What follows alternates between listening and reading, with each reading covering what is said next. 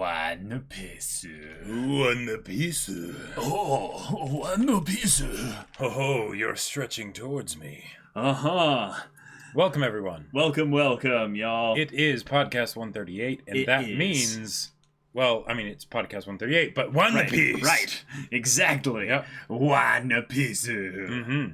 We have a lot to talk about because we just went bit. through one of the biggest chunks of One Piece without doing one of these discussions. A whole box set. A whole box set. Yep. Yeah. Mm-hmm. Just no big deal. No big deal. It's just like, you know, what? A seventh of what's out there? No. It's more like it's a lot quarter. more, yeah. A quarter. Like, yeah. it's crazy to think about that Mhm. we're so far through One Piece at the moment, and Yep. yeah, It's kind of crazy. Mhm. Kind of crazy. There's going to come a point, Caleb, where we actually catch up with One Piece. I know it was like a really funny like joke with regards to like One Piece reactions. Right.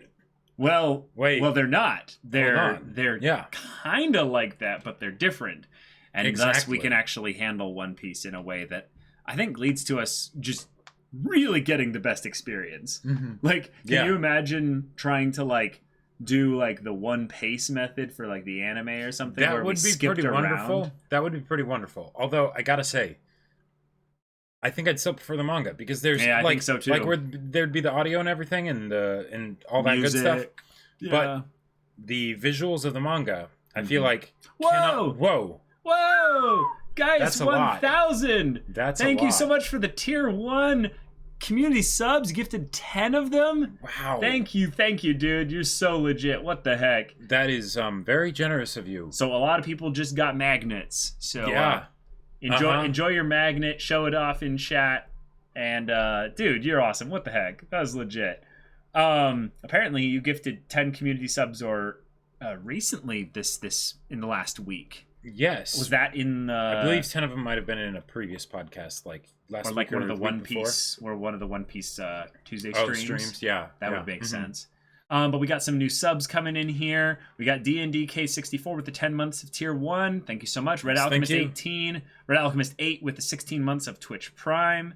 Thank you so much. JD3D with 5 tier 1 community subs. Wow, Yo, thank you. dude. Oh my Thank you. god. All right, well, this is the podcast to be, y'all. If you Yep. if you wanted a community sub gifted, then there you go. That's legit. JD3D, thank you, dude. We got a lot of follows coming in here. Legatus Twitch, I'm up 23, Liver Jury, Andre Sao 7, Onichan Bess, No Lime, Sanjeeth Rao, Mahandrakar, and Rifty Doa. Thank you all so much for the follows. Yes, What were thank you. gonna say? Well, and yeah, someone pointed out just after I thought of it, but the other 10 were in the Attack on Titan catch-up stream. Oh. Yep. That stream. Mm-hmm. The one that I have not even looked at the VOD. Like the VOD, like, because when I go to the stream manager there, Yeah. it shows like the actual like, you know, VOD there and stuff. And every time I'm like, oh no, don't even look at Don't the even title. look at the I title. don't even know what it's called. I left it non-spoilery just in case you saw it. Of Yeah. course. Yeah. For Mhm. sure. That was crazy. Woo. But All right. So, One guys, Piece. we've got our volumes for reference here. indeed. You know, as you do, because there's a lot of material. But Yep. just think about it. This was, you know, This wasn't even the full box set. like this like- wasn't even the full box set. This Mhm. was just these two arcs combined into one. Uh-huh. So, Uh-huh. yeah, Kind exactly. of crazy. Kind of crazy. So this is going to be very interactive, in that we're going to be talking about a lot of our favorite parts in this. But we want to hear from you guys with a lot of the things that you really liked in Yep. these arcs specifically. Because I Now- feel like in a lot of the streams, because especially like the last few for like this whole saga and stuff, Right. went so long because they were so good and so packed, there wasn't as much that we could like interact with you guys of getting Sure. to see like what were your favorite parts about it. And now that it's over, it's kind of like sectioned off in this nice area to talk about certain things without like, you know, having any implications of what's to come or anything like that. Right. And before we get too far into this, we got to give a shout out to one of our newest VIP patrons, Yes. Bubbly Bailey. thank you so much for the VIP support. Loved seeing you on Discord. Welcome. And yeah, welcome to the crew. Thank you so much for the support. And Means a lot. Yeah. All right, guys. Volume 34 is kind of the official start for Water 7's Fitting, isn't it? arc. But one of the things that Water 7 brought in with it was basically the promise of we're going to get a lot of Robin focus. Yes. We're going to get a lot of Robin focus. Which makes sense. She's a part of the crew now. It's been Right. hinted that there is a backstory and stuff to be gone into. But we haven't gotten that yet. Right. As they've been introducing people to the crew, they've been kind of partnering their backstory with that rather quickly. It's something where at the end of their kind of arc where they've been joining, we get their backstory pretty much in partner there. It was how they did things with Sanji. That's how they did things with Zora. That's how they did things with Nami. Usopp, you get the picture here. Zoro Chopper. backstory. Yeah, more like Quina and Stairs, you know? Yep. But with Robin, she had been an antagonist in the Alabasta arc. Right. She had been teased at as being more of a lore kind of character than really a potential Straw Hat. Yeah, and she had things that she did that definitely were contributing during Skypiea, but that wasn't the focus because it was all dreams and things like that. Yep. And that's not exactly Robin's style. Right. So when does that happen? Right. So then Aokiji kind of bumps into the scene and, starts hinting at some things, teasing some things, dropping some proper nouns that we recognized. Just a little. Things that made us go, whoa, whoa, whoa, whoa, whoa, whoa. We have some questions here. What's up with that? Yep. And holy crap, did this arc deliver on probably, one of the best, backstory stories for the crew of the Straw Hat Pirates. Oh, yeah. Well, and it was really good. Well, and one of the things that I think is really special about this particular backstory is that oftentimes in One Piece, I mean, the backstory is always amazing, right?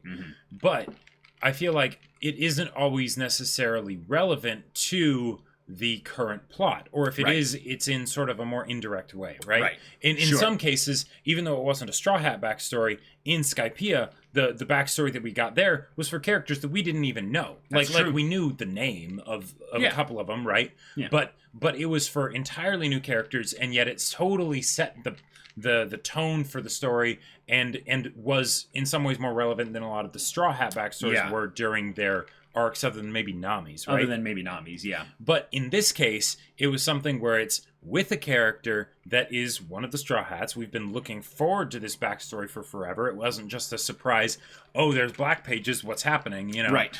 And it also, set up the conflict. It set up the villain in Spandam.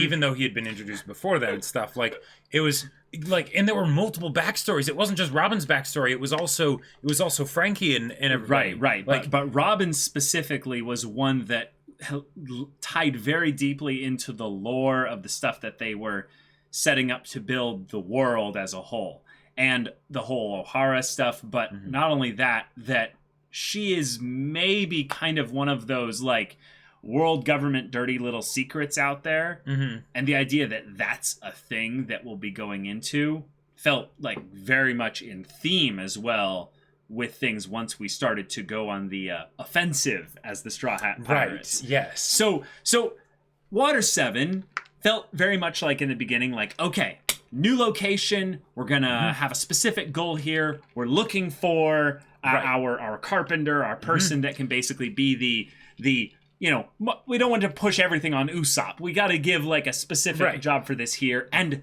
everything went so off the rails so quickly with regards to, exactly. With regards to the, let's get a new crew member or someone that can just kind of help us with the ship and stuff, to suddenly the party's getting split up. Suddenly the party's fighting amongst themselves. Suddenly we're getting betrayed by people that we just barely met. Suddenly we're involved in an all-out war conflict here. Yep.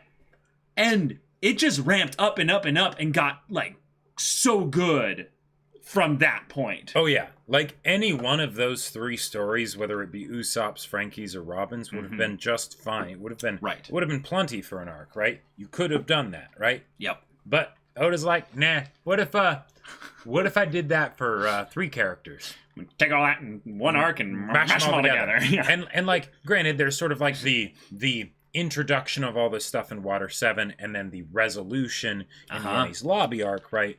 But still, like, that was all happening concurrently, so you never knew where the next emotional blow was going to come from, right? Is it going to be with Robin and, like, is she betraying us and what's going on there, and, you know, what's all the stuff about her backstory and everything, and why is she working with these people? Or is it Usopp versus Luffy?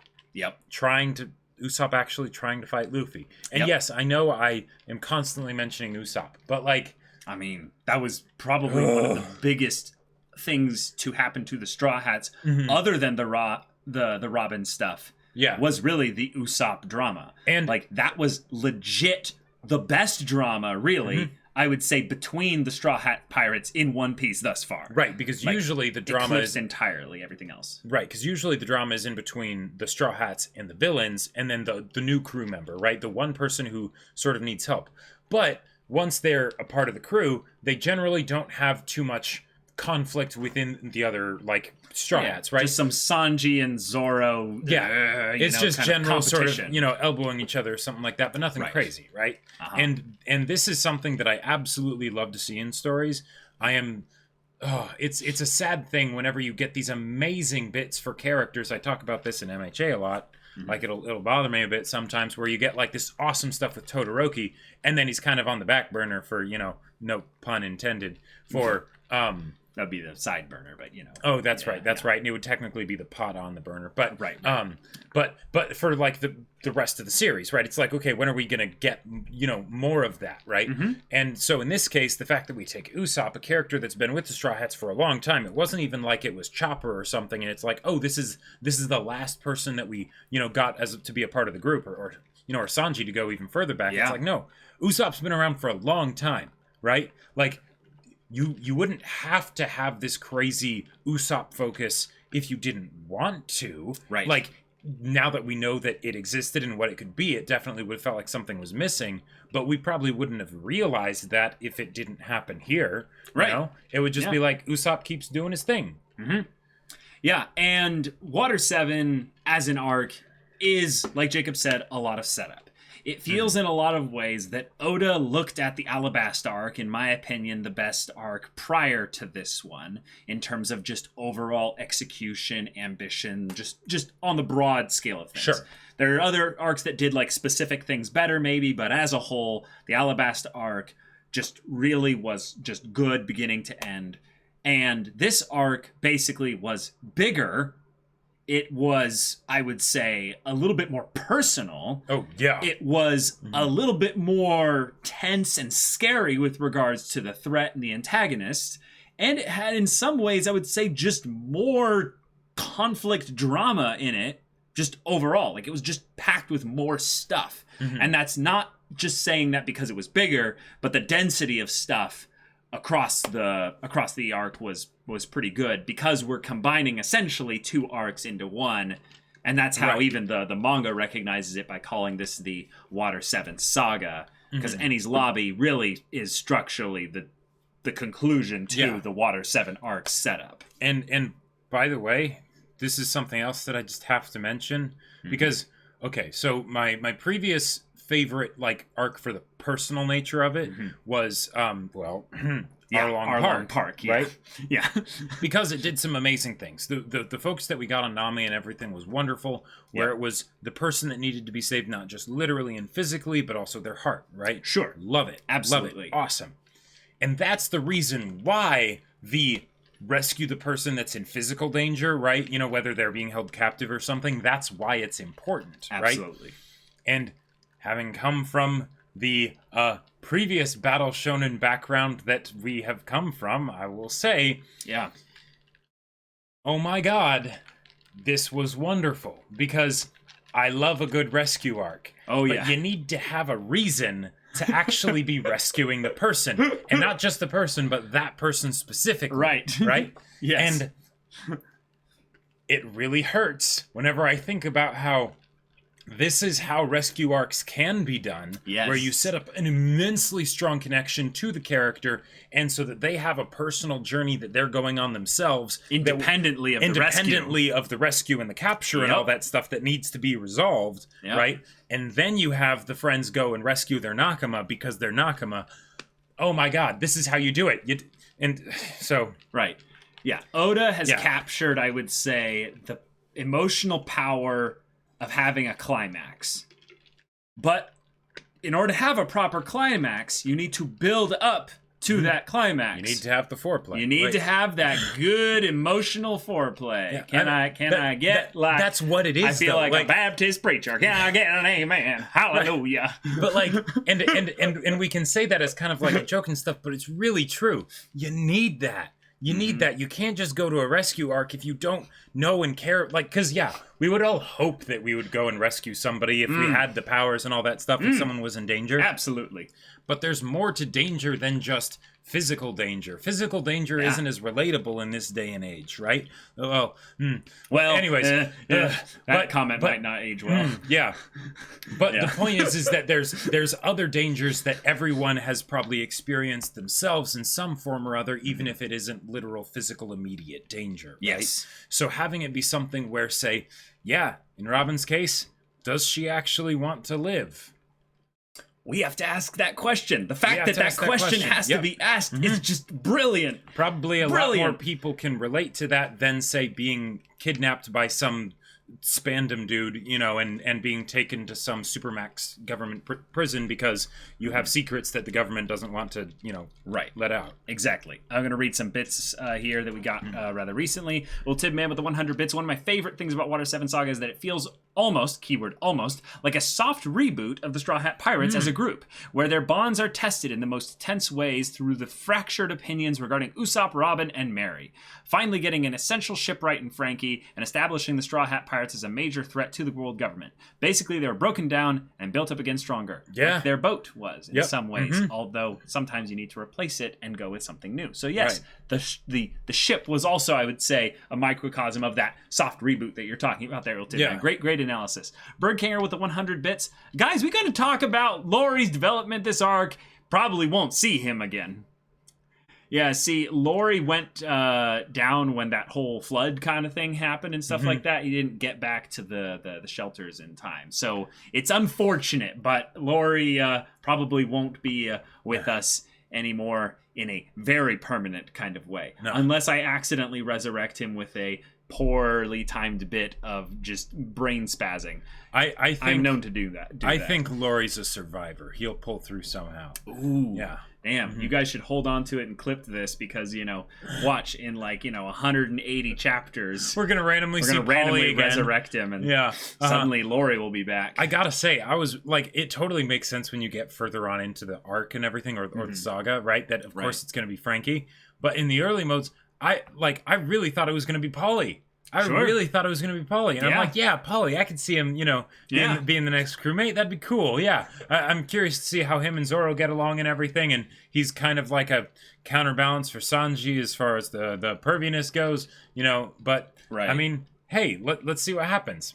But then no, we have the guy who beats the shit out of Usopp multiple times. I think he's the new crew member. Right. All right, yeah, there you go.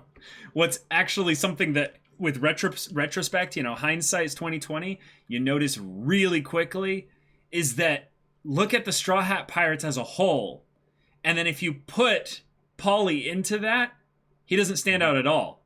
He literally does not stand out. Yeah. He is the most forgettable character design when you put him in the midst of those people. Right, because they're so they do their own archetypes so well. Right. So you needed someone to be violently different. And okay, Frankie just makes sense at that point, but you would never know that yeah. if you didn't look at it from that big picture perspective. I will say, if I knew that the next crew member to join after the Carpenter was going to be an 8-foot tall living skeleton, that was dressed all dapper and everything, then I would probably have figured Polly wasn't quite colorful enough in order to be Right. the next, Right, next Straw Hat, exactly. right? Exactly. Within that context, Frankie makes a lot more sense. But, oh man. Brook is at least 10 feet. I mean, whatever. You know, He's tall boy, long boy. like There you go. Gamagori era. He's taller than everyone else. You know. He can be whatever size he wants. All right, so we're gonna get into these initial volumes here with Water 7, and we'll kind of go linearly from here on out. But with regards to Water 7, y'all, we're talking volumes 34 to 39, and you know, kind of having the assault on Eni's lobby being kind of the that shifting point there. What were your moments where you're like, okay, this arc's getting good. Like this arc, oh, I'm really starting to feel it. Like maybe it was something where it was just something that kind of alerted you to pay attention. But I think for a lot of us it's going to be the Usopp Luffy stuff. Yeah. I mean, because it was so unnecessary, but at the same time so absolutely necessary. Right. Like, oh man, like that's Okay. like those kinds of moments are when I feel like I can wholly trust the author, right? Because when you make a story, right, at the beginning it's all possibilities, right? But after you start setting things up, then you get less and less possibilities, and I think that's where a lot of like the writer's block can come in, right? Because it gets specific, and then there are things that do make sense now and things that don't make sense, even if they could have made sense if you had done certain earlier things differently. Since you did things the way you did them, now there's kind of only a certain way it can go, right? Right. And understanding your own story enough in order to realize where it's truly pointing, and that's probably where Oda's editor or editors also probably come into play a lot. Sure. So having this here, it was like, yes, they clearly know the story better than we do, and we're just along for the ride. We get to experience this, right?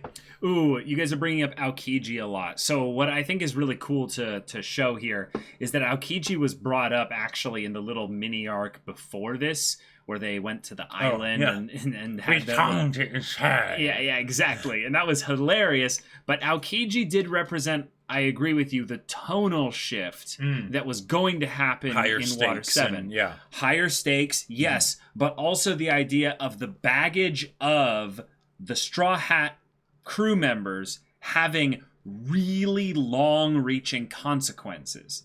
The idea that the actions of the Straw Hat pirates matters, not in just their present actions, which was kind of, I would say, foreshadowing for big things like burning the world government flag and declaring war on the world, which is kind of a big deal, kind of right? just a little bit crazy. We'll get to that.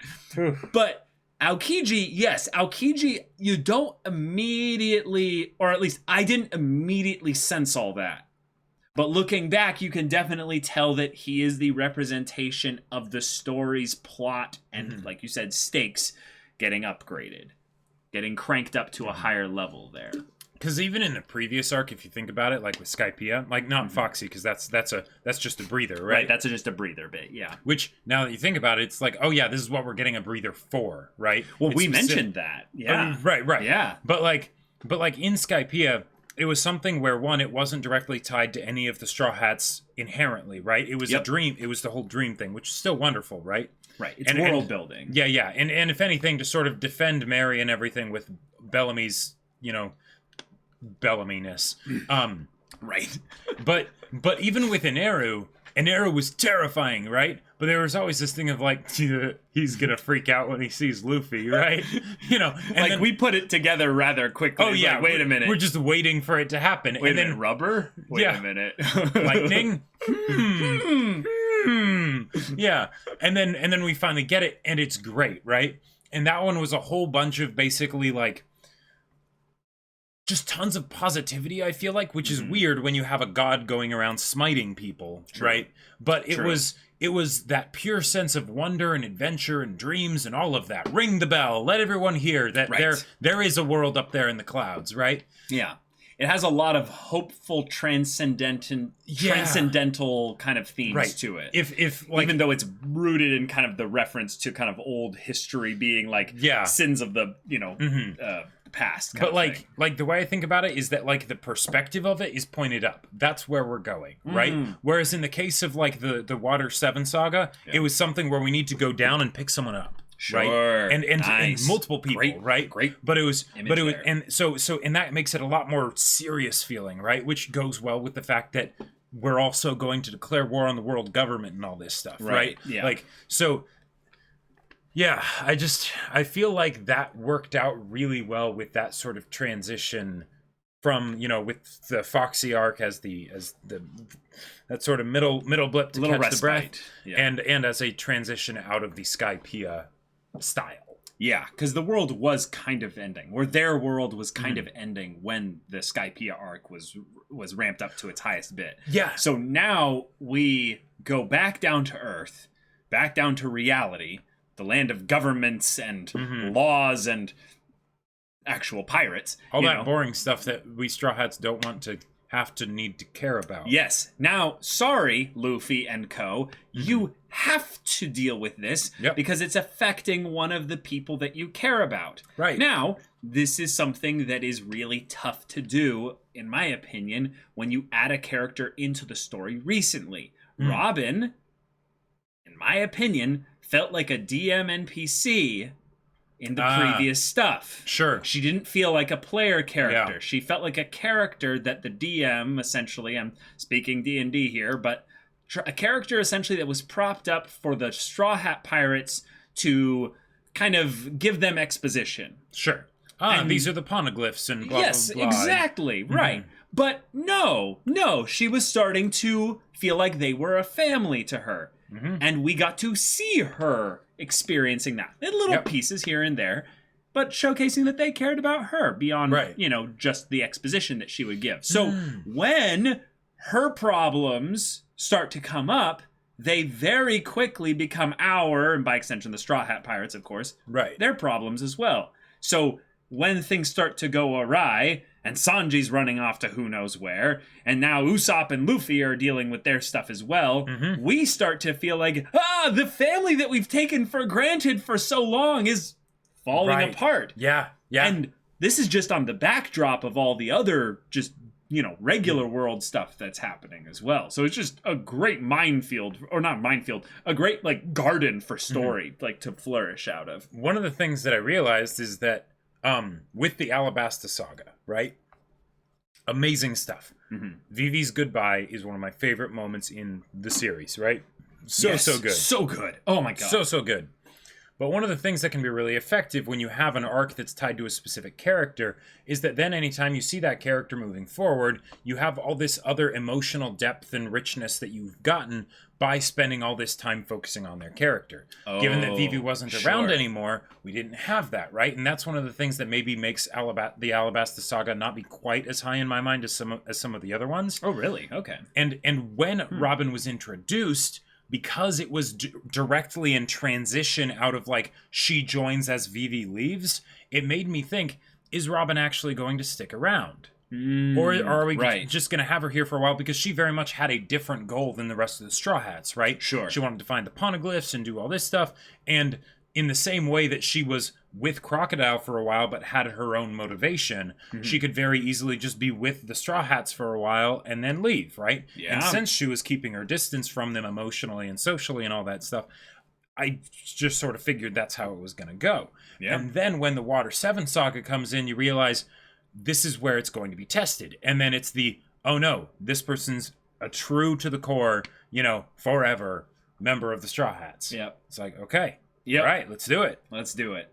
Ad Harris with the 245 bits, thank you. I love how Luffy was challenged as a captain at the beginning and end of this saga with decisions primarily concerning Usopp. And at both of those times, Zoro was holding Luffy accountable to stay strong and stick to the outcome. Yeah, I think that one of the best things about Oda's arcs being a good chunk of time, especially the ones that are the longer ones thus far, he gives himself time, I think, to look at the way he established the arc. Now, obviously, he's writing things, I would say, with more or less a little bit of an outline in mind. A lot of the things that he's writing out, he has to kind of have them planned out well in advance. There's a couple things where we've noticed how the foreshadowing has worked, and he needed to kind of have a bit of those things planned in advance.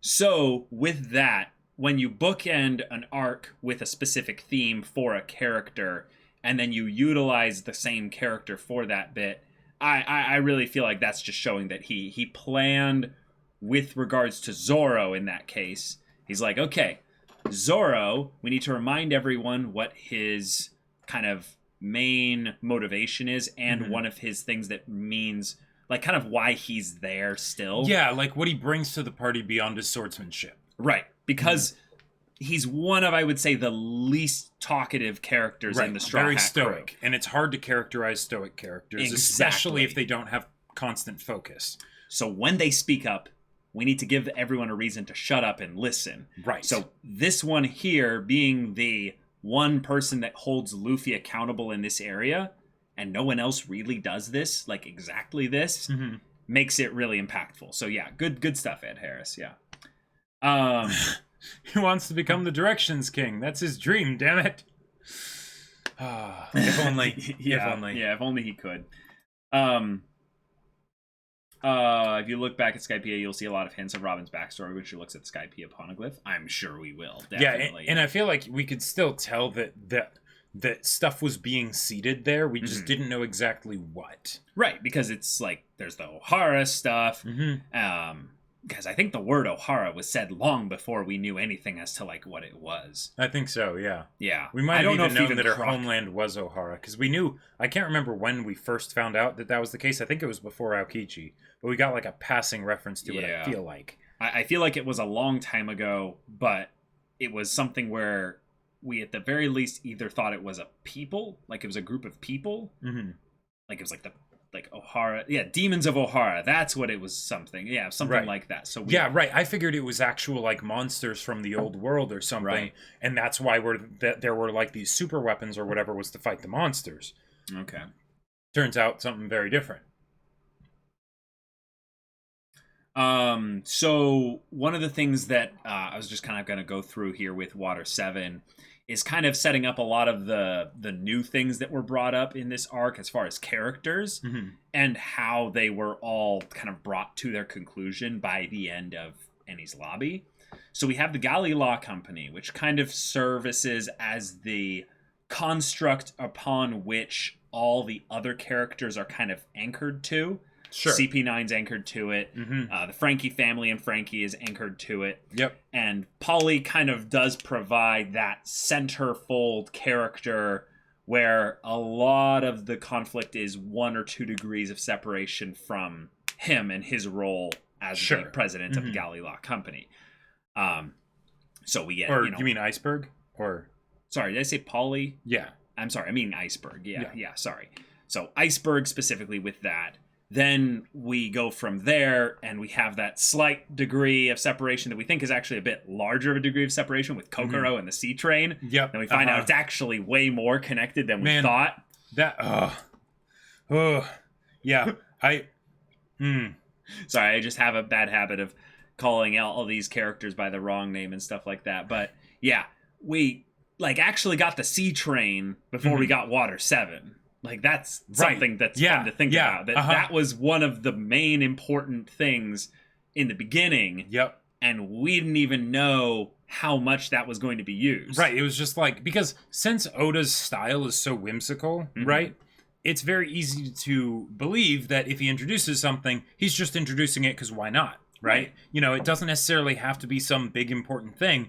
It's just there to add color to the world, right? The whale that they ran into, I forget the name of the whale, but, you know, that whale wasn't necessarily super important in the grand scheme of things, or at least isn't yet, you know, from what I've seen. But it was a great thing to have, right? And then, Sea Train, why not? Yeah, because in a land of oceans and things like that, other means of, well, locomotion would be important. Well done. And then there we go. Yep, absolutely. With that, you know, you get Kokoro. Like, such a little thing is that Kokoro loves to drink. Oh, man. Was something that was and her never... name is Kokoro. Right. Oh, my God. Your broken, drunk heart. Yep. Like that. Okay. Like, there's such a wonderful thing when a character quirk or flaw or shtick is introduced, and you now have spent so much time with this creator and this writer and this story that you can almost guarantee that shtick is there specifically to be explained in the black pages. Right. And you know it's going to get touched on. Oda didn't come out and say literally in the story, this is why she drinks. Maybe he did, actually. Wait. Did they actually say in the backstory that she started drinking once he passed away? I think you saw her start to drink. Like, it Right. showed her with panels, but there was never actual dialogue. Yeah, it was visual focused on it. storytelling. Yeah. Yeah, it was Mhm. visualized, I think. Yep. But no, Which- that's just the kind of thing where you're like, yeah, no, that's yeah, you intuit it was implied. Yeah, and we're also getting these published in Weekly Shonen Jump, so who knows what they can do with alcohol and stuff. So, Yeah, that's true. so who knows. But something like that just being the thing to have at the beginning and have it all come full circle, all the characters that were introduced, even really, the kind of the throwaway characters in CP9, because yes, there were a couple throwaway characters in CP9. Rip Bluno from the bar.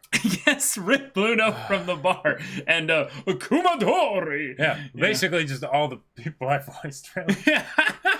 The trend continues. To be fair, that was one of those moments where you basically then got Iceberg and, a lot of the people that were other Galley Law members. Right, but even Iceberg, it was like, yeah, like there were the important parts with CP9, but then after that, it's like, well, I mean, Iceberg isn't going to fight, so, he can just stay back. He was more of a backstory character. Right, exactly. And can I just say, okay, we could see Robin's backstory coming. Mm-hmm.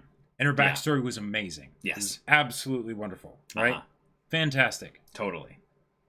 But, god damn it, Oda, I love his surprise backstories. Yeah. Whether it's Skypiea, yeah, or whether it's, the Frankie family. Mm-hmm. The original Frankie family. The original Frankie family. Like, oh my god.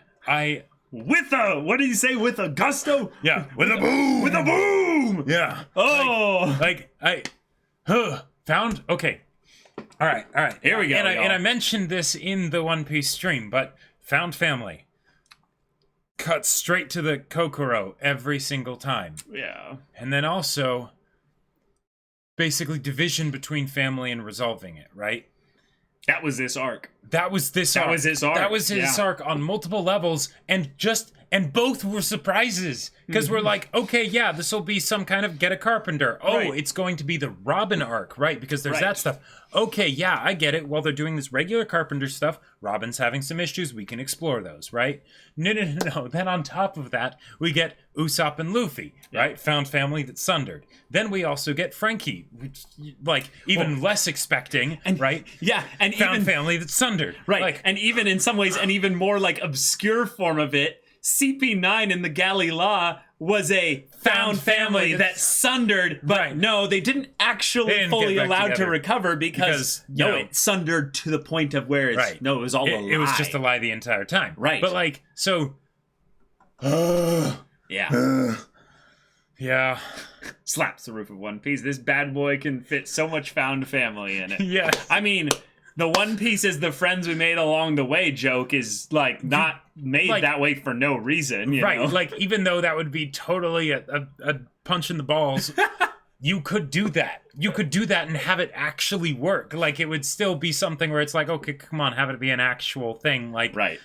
Right. But that would fit the themes and everything of the story if you did that. Like, Right. there are other stories where they can, like, try and do that as a cop-out, and, like, but it doesn't really work. It doesn't really work. You know that wasn't what it was about the entire time. Yeah.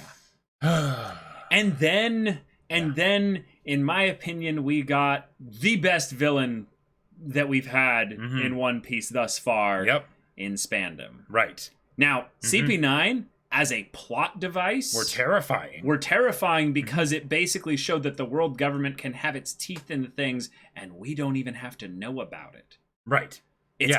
it's kind of another form of the idea of there being privateers, where it's like, yeah, that's a pirate, but who's paying this pirate? Where Right. did they get their loot from? Their loot from? Yeah. Wouldn't that be terrifying if you see another pirate ship flying a pirate flag, and you're like, all right, you kind of salute them and you pass ships and it's all good.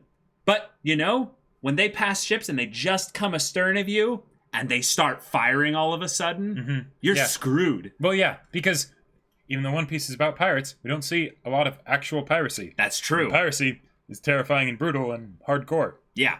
So Yeah. yeah. Also, Yeah. again, as a reference to like say Skypiea, Mm-hmm. and even in some way Alabasta, because okay, Crocodile and Inaru, both terrifying, absolutely terrifying, powerful figures that are doing some evil shit, Right. and they need to be stopped, right? Only weakness really is their ego, basically. Right, they're right, pretty much. Yeah. But in both They're of those gods. situations, there wasn't a personal aspect to them as a person. In the case of Crocodile, there was a personal aspect to the things that he was doing. Yes. But nothing about him as a person. He's just like, yeah, I want to do my thing and get power and money Right. and all that stuff. So Yeah. there you go. This is how he's doing it. Exactly. Right? His goal is a world building thing Right. that has nothing to do even really with anyone except kind of Robin, but we didn't really But know she Robin wasn't a yet. part of the Straw Hats yet. So Yeah. it was just kind of something where it was personal because of what he decided to do, but the decision to do that thing was cold, right? Mm-hmm. It was impersonal. In an Arrow, even more so, because we're going to this other place we've never been before, and most of the motivation is either from the backstory or from the people that they talked to down below on the surface, and the dreams and wanting to prove them right. Right. Right. Yeah. But in Arrow, for the most part, was just a punk that had god powers, right? Mm-hmm. And he got punked accordingly. Absolutely. In the case of Spandam, like it was split into two parts, right? So you've got CP9 to be terrifying, right? Mm-hmm. And then you've got Spandam to be just the petty mid-level consolidation management, of just yeah, bitch, you know. yeah, mm-hmm. Just Everything. you love to hate him. Oh yeah, oh yeah. God, he's so pathetically Mm-hmm. just disgusting. Yep. Like I have to wonder because I think Oda's been doing this subtly and I haven't noticed it too much, but I think I'm now starting to pick up on it the more and more I want to analyze One Piece. Mhm. Is that he looks at previous character archetypes and he goes, I really like the idea of that character, but I don't think I executed on them as well as I could. Right. Let's do it again. Let's but do it differently again, and but a better. slightly different way and better. Mhm. And maybe I'm reading too much into things, but I think Spandam is basically Daddy, Oh, but Helmeppo? done better. Yeah, he is basically Yeah. evil Helmeppo given actual power Yep. and separated from his father in Yeah. a way that I feel like he just hit the nail on the head with. Like Yeah. Oda just got it. And I could got it definitely so see well. Oda going back to Helmeppo, because if you think about it, Helmeppo fit for the story because it was at the very beginning, right? Mm-hmm. And we had Kobe there and stuff. So a lot of the issues were much more simple personal issues and things like that, right? Right.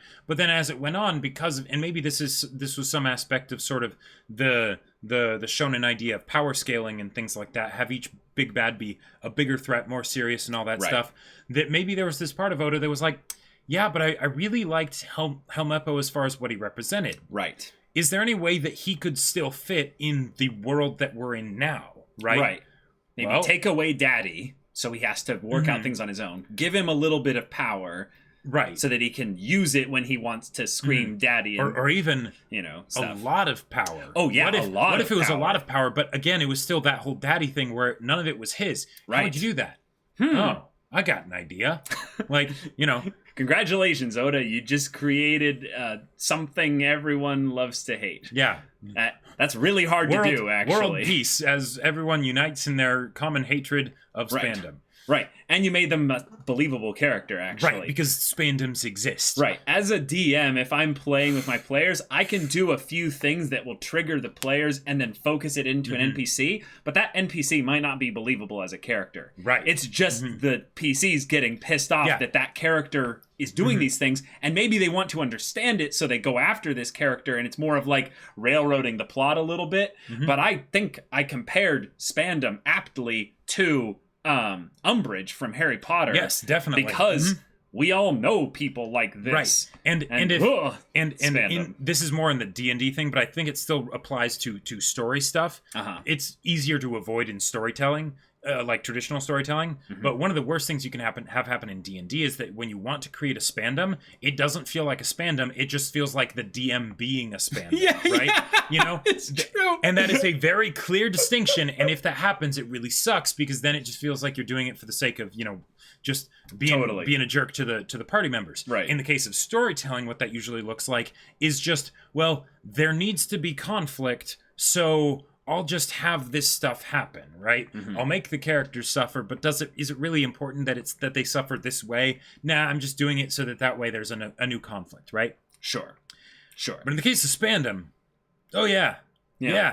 Also, He's a real person. What I really liked about Spandam and that they set up here was that he was a vessel to showcase what depths the world government could stoop to by association. Sure. So the world government is an organization that we don't really care about. Like let's contextualize this by the idea of characters. What characters in the world government are there that we actually know quite a lot about? I would say actually the one we know the most about is Aokiji and Spandam. Sure. A lot of the world government people are like constantly at the tails of the Straw Hats, or Right. they're in like meetings and stuff. Sure, Smoker is a great example. And even in the case of, say, Smoker, like or you know, our friends that join the world government and work through the ranks and whatnot, Right. they're low enough on the scale, on the food chain of Yes, sorts of this the too. world government This too. that you can't really see them as being too representative of the the whole. organization. Right. Exactly. But when you have someone at those high levels of command and stuff, then it's like, okay,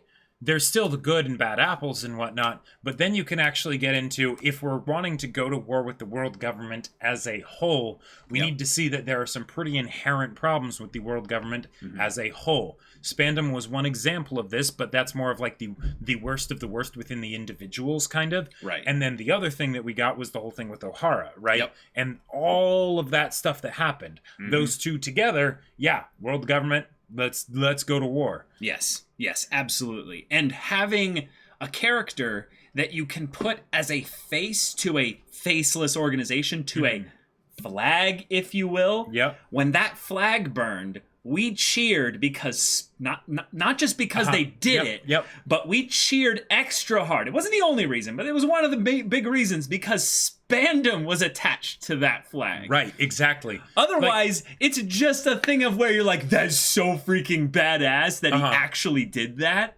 And it's like, you have some stones, man. Right. But then it becomes a thing of where we get a little petty. We're like, yeah, burn it. Suck it, Spandam. Yeah. Suck it, Spandam. Yeah, exactly. Like, because otherwise, I'm gonna take a little bit of a shit on another story here that's Western, so you know it's different. Go for it. Otherwise, you get a President Snow. Oh, shoot. I heard apparently that they're wanting to do prequels with President Snow. I don't know why the bloody flying anyone would want to do that, because as far as villains go, my God, there is no, like, you would be hard pressed to find one that is more bland, right? In like a big, you know, like successful financially story, right? And that's essentially what we have for all the other people that we've seen in the world government, in the meetings and stuff, is they're just a bunch of people with different shaped beards and mustaches, and they're all Now they're making decisions. They're privateers people. Like they're Right. They look colorful. Like they look interesting. Oh, sure, yeah. But they're not characters yet. Right, They're just names. They are absolutely not characters. If anything, the Seven Warlords of the Sea, the privateers, Yes. have gotten a lot more development, right? True. But they aren't in positions of authority. They're more just given diplomatic immunity so they can just do whatever the hell they want. And again, they haven't been really brought into the Right. story in a really powerful way. And even yet. then, they're the attack dogs of the world government Right, itself, you can kind right? of compare them in a lot of ways to people who are, you know, marine leaders like Aokiji, because Right, they're basically exactly. then Yep. like other arms of the military. Mhm. Right. So having someone like Spandam that makes it personal, oh my God, yes. Because if it was something where instead, like let's say instead of this, let's just spitball here, go into Dreamland. In Ennie's Lobby, Water 7, all that stuff. You don't have Spandam. He doesn't exist. Nope. Instead, you take one of the character models of one of those 5 old dudes that we've seen in the meetings, And you have him just, like stationed there. and you have him stationed there. And instead, he's just saying, "This is the law of the world government, and you shall not oppose it." And Robin, you have been found guilty of crimes against Skyrim and her people, and now you will be sentenced to a lifetime imprisonment in Enies Lobby. You know, like, and they build up maybe like the one place that they introduced that was like, yeah, the place they're gonna take them and stuff. Yeah, basically the judge from Enies Lobby. Right. Yeah, exactly. It was the judge from Enies Lobby. Right. And then that was the person that was watching and was like holding Robin captive. Or And he then, wouldn't even be holding them. He Well, would have sure. a bunch of random Marines holding them. But But he would he be was- like, yes, I stand proud. Right, but but if he was the one blustering and saying all these things to the Straw Hats while they're trying to talk to Robin, and after when they burn the flag, We'd be kind of laughing at him. yeah, We'd be like, dude, just wait till Luffy just lands Yeah. one punch on you. You better like be able to randomly old man Hulk out. Otherwise, you're in you've got some problems on and your that would hands. be the absolute most that I would be feeling for him. Just he is so out of his depth here, right? Mm-hmm. But that would be it. That would be it. Because then it goes into just the thing of basically red tape and law stuff, which does not make for a fun adventure in Right. storytelling or D&D. Impel Down. Thank you for the reminder of that. Thank Right, you. yeah. Yes, I didn't Yeah. even put that in my notes. Dang it. But okay. but because it's Spandam, it's a no, don't you dare, Right. don't you right, dare, Exactly. like so. So, when we transition into the Enies Lobby part, there is a very real shift of it being Robin is on a timetable right now. Yeah. We have to act. Now, in my opinion, this is where the story simplifies quite a bit. Because everything becomes very linear. Get the keys, yeah. Get the keys so that we can get Robin and save everyone, but also like make this whole operation work. So a lot of the characters who were separate in their own places have to have reasons to come back together. And we introduce, in my opinion, one of the most genius decisions Oda has ever done for one of yours and my favorite characters in Sniper King. Guys, Yeah. this was one of the most genius, just casual, I would say, flexes of Oda's prowess of using the buildup Yep. of Usopp and the Straw Hat Pirates, but specifically within this arc, the conflict between the two, to bring Usopp back into the story without having to quickly have them be like, the problems that we have between each other don't matter. There's a greater problem. Do you know how many stories rely on this stupid writing just crutch where they're like, we two sides were at conflict. I was looking at, because I am an addict and I played a lot of MMOs in my days. Every once in a while, I'll check back in on World of Warcraft lore, and the amount of times where they're like, "Oh, the Alliance and the Horde are at each other," but wait, there's a third party, and suddenly, yes, all that stuff doesn't matter. We have to go and Right. It's like the laziest way of basically just saying drama that is here in conflict. We can just write that away by saying third party thing. And the thing is God. that you can definitely do that. That can be powerful stuff to It happen. can. But you don't want to do it of that stuff doesn't matter anymore. You need to really sell that stuff is still a thing. One of the things that I think is a reason why Usopp and Sniper King and all that stuff, because they are two different people, work They are so well. totally. Yeah, definitely. I don't know why people would say it's the same person. Works so well specifically in the Water 7 Enies Lobby saga arcs is because in the case of Robin, Right. you're rescuing somebody. Literally rescuing somebody. Yeah. That means you're not in the same location as that person very often. They got around this a lot of the time by having, say, Frankie there and also being held captive and things like that as a way to get to know both the characters, because that's important, because Frankie's going to become a Straw Hat member, so we need to know him. But also to very get clever, yeah. Right, very clever. But also so that we can see what Robin is dealing with during this time. Yes, well Right? said. Because you need that. You need that so that way the rescue really means something, because it's how much it means to the person that there are these people that care about them, not just about the fact that they're not going to die, right? Totally. And amidst that, because there's not that can't be the focus all the time, right? Then you have Sniper King.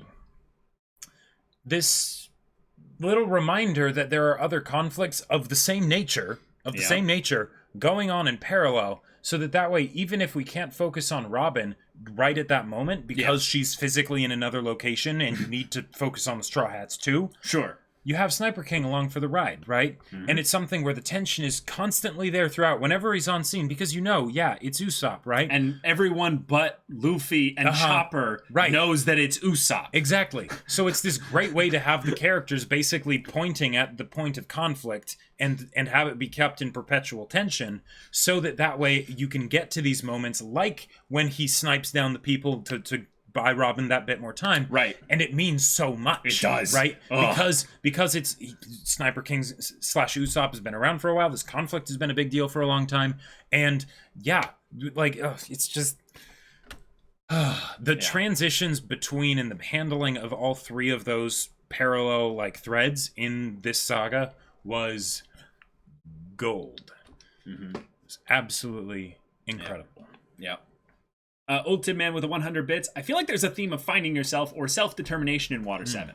Robin's confusion on wanting to live, Usopp using Sogeking as a coping mechanism, Tom stating that the purpose of ships aren't set from their creations but rather development through their users, Luffy growing as a captain, Sanji's speech to Usopp about covering what Sanji can't do, while Sanji takes on what Usopp can't do, Yes. fighting Jabra, Frankie dropping his guilt to follow his dreams, etc. I loved your little bit about Sanji's speech there, because that was one of the moments that I think I wasn't able to see coming at all. Like, there's a lot of things in this arc that I didn't see coming at all, but that was one of the ones where I was like, no, that wasn't even in one of my brainchild imagination theory things. Because I feel like Sanji's done this now a couple of times where he just kind of exits stage left and you're like, whoa, Sanji, are you a rogue? Right. Are you a dashing rogue? I think he is. He's basically a swashbuckler with a level in monk, Right. And then maybe like a surprisingly high wisdom score. Because he doesn't tell anyone about it. Right. But it's really high. Well, and that's why him and Zoro I think are so good as the bumping heads and stuff is because they're so different, right? Right. They're both very competent fighters, but Zoro's straightforward, right? And he can't, and he has no finesse outside of fighting, right? He can't even find places. He couldn't find his own feet if he wanted to, right? But and then on the other hand, right, Sanji but when things need to be kept simple, right? Sure. And Luffy needed a lot of that this saga. Zoro's there, right? And he's great for it.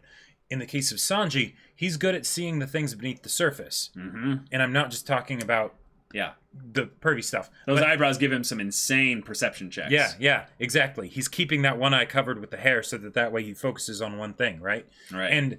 And so then when, and this happens in story stuff with plot issues and whatnot, where it's there's a problem we need solved and Sanji disappeared and then he solves it. Or in character things where it's Usopp, what are you doing? Come on. It's you. So what are you doing? Why are you here? You know how much we value you and how much you can contribute. Totally. You don't have to contribute in the same way I contribute. I kind of want to make a monk rogue now. That sounds terrifying. It sounds kind of dumb in a lot of ways. They both get evasion. It's But you wouldn't go high into the monk because you mainly want the monk to get that defense on your wisdom modifier in addition to your dex. Well, you wouldn't be able to wear armor though.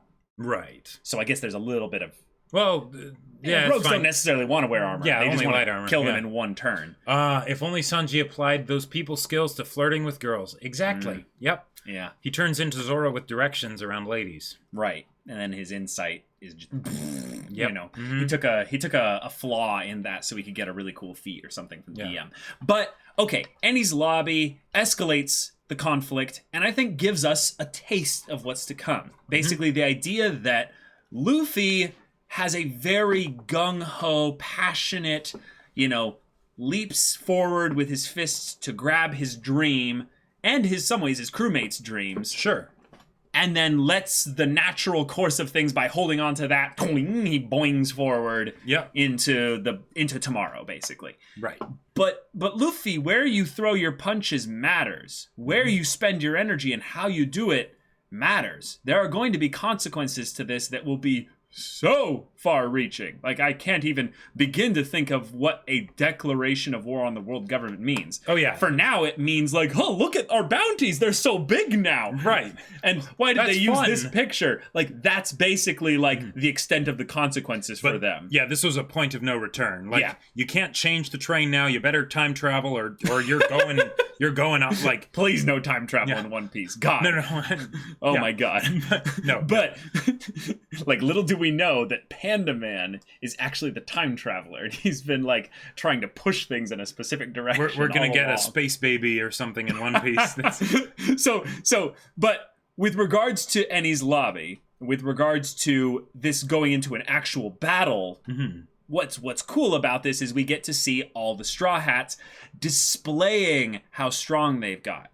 And they actually went across the board and showcased new things from all of the Straw Hats. Like, even, this feels weird to say, but even Nami did something that we've never seen her do before with regards to her weather stick. I'm sorry. What Right.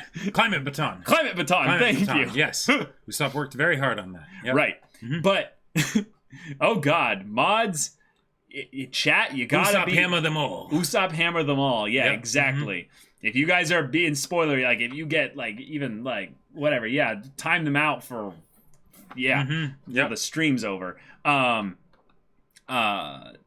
Yeah, Jesus. Okay, so I'm focusing on the notes here specifically with this. The Straw Hats all got stronger basically, but one of the things that I was rather worried of them doing was when they introduced power levels. I was worried, oh no, Wait a minute. are they going to do this Hold for the on. Straw Hats? And now it's suddenly going to be a thing of where we What does the scouter say about his power level? yeah, what is Luffy's gum? It's Right. It's 55 gums or 44, whatever he said. Yep. It's like, calm down, you guys. Calm down. No, we're Right. not going to do that. No, It's about the adventure. Yeah. it's about the adventure. But we did see techniques that were new that seems to be hinting at like the idea of them all being on their own kind of internal power progressions, even though some of them might not literally have any powers. They're just really Getting strong. better. Yeah. Or, like Zoro, for instance. right. Like he has his like sword fighting techniques and stuff, but Does he have any powers? he doesn't seem to have any actual powers. You know, it's Yeah. just a representation of his strength. Right. But we saw things like Sanji having like this kind of like flames licking up from his leg. Yep. We saw Luffy doing his gear stuff. And like so there was and I love that One Piece isn't really explaining much of this. In the case of CP9, explaining that stuff, that's great because they're an obstacle that needs to be overcome, right? So it's making it concrete of what they can do, right? So that way we know what we're dealing with. Awesome. Love it. Yep. Right?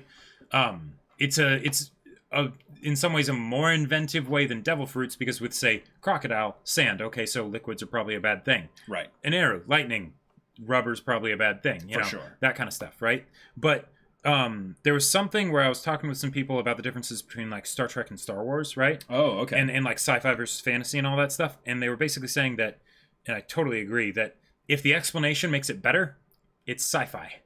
If the explanation makes it worse, it's fantasy. Hence midichlorians and Star Wars and, you know, all the techno-babble in Star Trek, right? Right. And in the case of One Piece, this is an adventure, right? Yes. This is not a technical, let's see who can win the fight kind of a thing. It's about the heart behind it. Yeah. So we don't really need explanation for a lot of things that happens. Yeah, the explanation that they ended up giving for Luffy with his gear stuff, that's great. But we didn't really need that. That was more of just something of like, just to make sure that that's there after we've been using it for a while, I'll just sort of throw that in there, right? Right. But that's not what the focus is. Right. You know? The focus is on actually the reasons why they're fighting, which is Right. I'd say what makes One Piece so good. But- But I would say what's really cool about the idea of the Devil Fruits being their power system, as you would, is that whenever you bring up a new one, it has to fit into one of the three kind of setups there, for the most part. And then from there, if you have that ability, there should be some unnatural questions that we go into of, oh, if you can become sand, we then Right. think about, are you countered in some way by water? Yep. Well, yes, Can actually. Luffy pee on you from a distance as a way to beat you, you know? So Luffy being made of rubber, we then go, okay, well, we have some questions about that with regards to what you can do. Yep. And as the show starts to be like, no, he can do some pretty cool things with that. We then go, oh, I can't believe I didn't think of that. You know? then even when the explanations are given, Yep. you have things like Luffy's big balloon fist, which totally wouldn't have any more force to it. Right. But this is One Piece. This Why is would One Piece, Why right. would you want logic, right? Right. You know, it's the oh yeah, it almost feels like Oda is kind of reminding the audience of like all these people that are like wanting all these in-depth, serious explanations for like what the gear stuff is, Right. and it's like no. It's not about that. Yeah. And just to make sure that you know it's not about that, I'm gonna have him make a balloon fist, and suddenly it punches with the strength of, you know, as if it was actually the same mass. Right. It's called the rule of cool for a reason. The Exactly. cooler Yeah. something becomes, the less reason you have to explain it. Yeah. Even Lucci was like, "No way, this will do anything." Yeah. Yeah. Yeah, and in some ways, this is something that I would say most stories that go for fun and I would say emotion rather than, you know, like I would say like some kind of making a hard science out of it. Their magic system, if you will. I would say lead to a lot more just comedy and naturally enjoyable moments where the mood is kept so light that when things get heavy, it actually stands out more. Oh, I don't know. Sure. Just something to think about. Sasha Lucis with the 2 months of Twitch Prime. Thank you so much. Imagine wanting logic. Yeah. Yeah, exactly. It's a form of like rules like JoJo's. Yeah, exactly. You don't draw the way Oda draws when you want logic, right? You draw when you want To express yourself. to express. Yeah, Yeah. yeah, exactly. Yeah. That's why we have the Oda cry, right? People don't start, you know, dripping snot and tears and stuff that extremely, right? But Oh. it works. That's actually a good point, Miguel. Try getting hit by one of those inflatable castles, then say that again. I mean, that is true. But I That would is say true. the inflatable castles have more mass than like if it was miniaturized because of all the tarp that's needed and everything. But yeah, But yeah, we hear ya. So then we end up going into a lot of the fights, and I would say Enies Lobby doesn't necessarily slow down specifically, but I will say that actually the lowest part of this arc for me was actually the CP9 fights. For me, Yeah, same. The part that felt the weakest, Yep. so to speak, was it was comedic as hell and it was Oh, yeah. funny. Uh-huh. But like that was the highlight of it for me, other than kind of the power releases. Like Kaku as a giraffe was freaking funny as hell. Yep. Maybe having it be a world building thing where we're realizing, oh, this is what it's like when you get devil Sure. fruit. Yeah, and right, stuff. because we haven't seen too much of that before. Uh-huh. Right. But like Chapapapa, you know? Yeah. Like, oof. Ugh. Yeah. You Like- know? That's probably, I'd say, the one part where this arc is kind of like, you know, it's okay, but it's you know, I'd kind of Yep. like to go back to the Robin Spandam and, you know, Luffy just tearing apart everything. Well, and you know why that part of really the story. excites me? Mhm. Because, like you were saying earlier, Mhm. Oda kind of takes something, does it, Right. and then thinks, how can I do it a little bit differently and make it a lot better? Right. So I think we're going to get that. Yeah. Because this was Sure. Oda's first experimentation with separating the personal villain from the physical villain, right? Lucci and Spandam. Yeah. Right, Lucci and Spandam. Yep. And CP9, you know, for both of us was the weakest part of this setup, right? Because, you know, okay, yeah, the fights are Well, the great. but- CP9 fights, I the would say. CP9 fights, right? Not the CP9 themselves, but the CP9 Right. fights. Yeah. Given that that's how this one was, I'm guessing Oda realizes that. So what is he going to do in the future? Well- because he struck gold with Spandam, and Yeah. I think he'll be able to recreate that pretty well, even if it's not in every arc, you know, kind of a thing, so that it doesn't get like repetitive. But as far as how to make villains truly terrifying, right? I think that's what Yeah. they're building up with Blackbeard, dude. Blackbeard and all those new warlords of the sea that they introduced with the world government and everything, and like yep. So Yep. so that's the theory side of things. But let's keep finishing up the Enies Lobby things here. So Enies Lobby then hard goes into the backstory. Like, it goes in. We get the actual O'Hara incident explained. Yep. Mm-hmm. We have had so much teasing of Robin's backstory that when we finally get it, I remembered when I was first reading it just being like, wait, this has so many implications, and yet I am so invested right now. I don't know what it is with Oda and backstories, but I think part of it is because he goes back so far. He goes back to when they're like kids. Oh, sure. When they're really vulnerable. When they're completely at the mercy of their environment. Yep. Mm-hmm. You know, Quina was so young, she had no chance against those stairs. You know, there's literally nothing that they can do. They're so freaking cute and adorable. We're just like, they're... Well, yeah, and then the side characters that are newly introduced specifically for the backstory bring you so close to the edge of just despair and sadness. Yeah, Robin and her shitty aunt. I totally forgot about the aunt. Yeah, like, exactly. But and that's something that, okay, and even in the case of, you joke about it, but Quina and the stairs. I am joking, I know, yes. But it wasn't about Quina and the stairs. Yes, Quina died because of the stairs, right? But it was about Zoro, who is in his little adorable self. He's not the super badass, confident swordsman that he is now today. This is back when he's a little kid, and suddenly his best friend, wait, she's just dead all of a sudden? He has to deal with that? What? Yeah. Right? And then, with someone like Robin, we see her all cold and calculating and everything, and doing the nicknames for all the Straw Hats and whatnot. Freaking Saul, dude. She. And, her actually laughing. Like... oh boy. I think one of the things that's really cool about a backstory is you get to cheat some of the aspects of your character's current personality by showing that they were different at some point in the past. And then your mind starts to automatically fill in the blanks by saying, wait, if they're such a cold-hearted person now, why in the past were they such a warm cinnamon roll? Right. What happened? Mm-hmm. It's such a brilliant, I would say, form of visual storytelling that the manga does quite well by showing that, I actually pull my punches in the present story, but once I get that black border on the pages, Oda's like, I'm taking off the gloves now. It's on about now. to hurt. Yeah. I'm about to gut punch you 50 times in the liver, and I'm not gonna let up after that. Square up, because these are going places you really don't want them. Yeah, he has these, when people do that thing there? Like, Oda has brass knuckles that are BACKSTOR,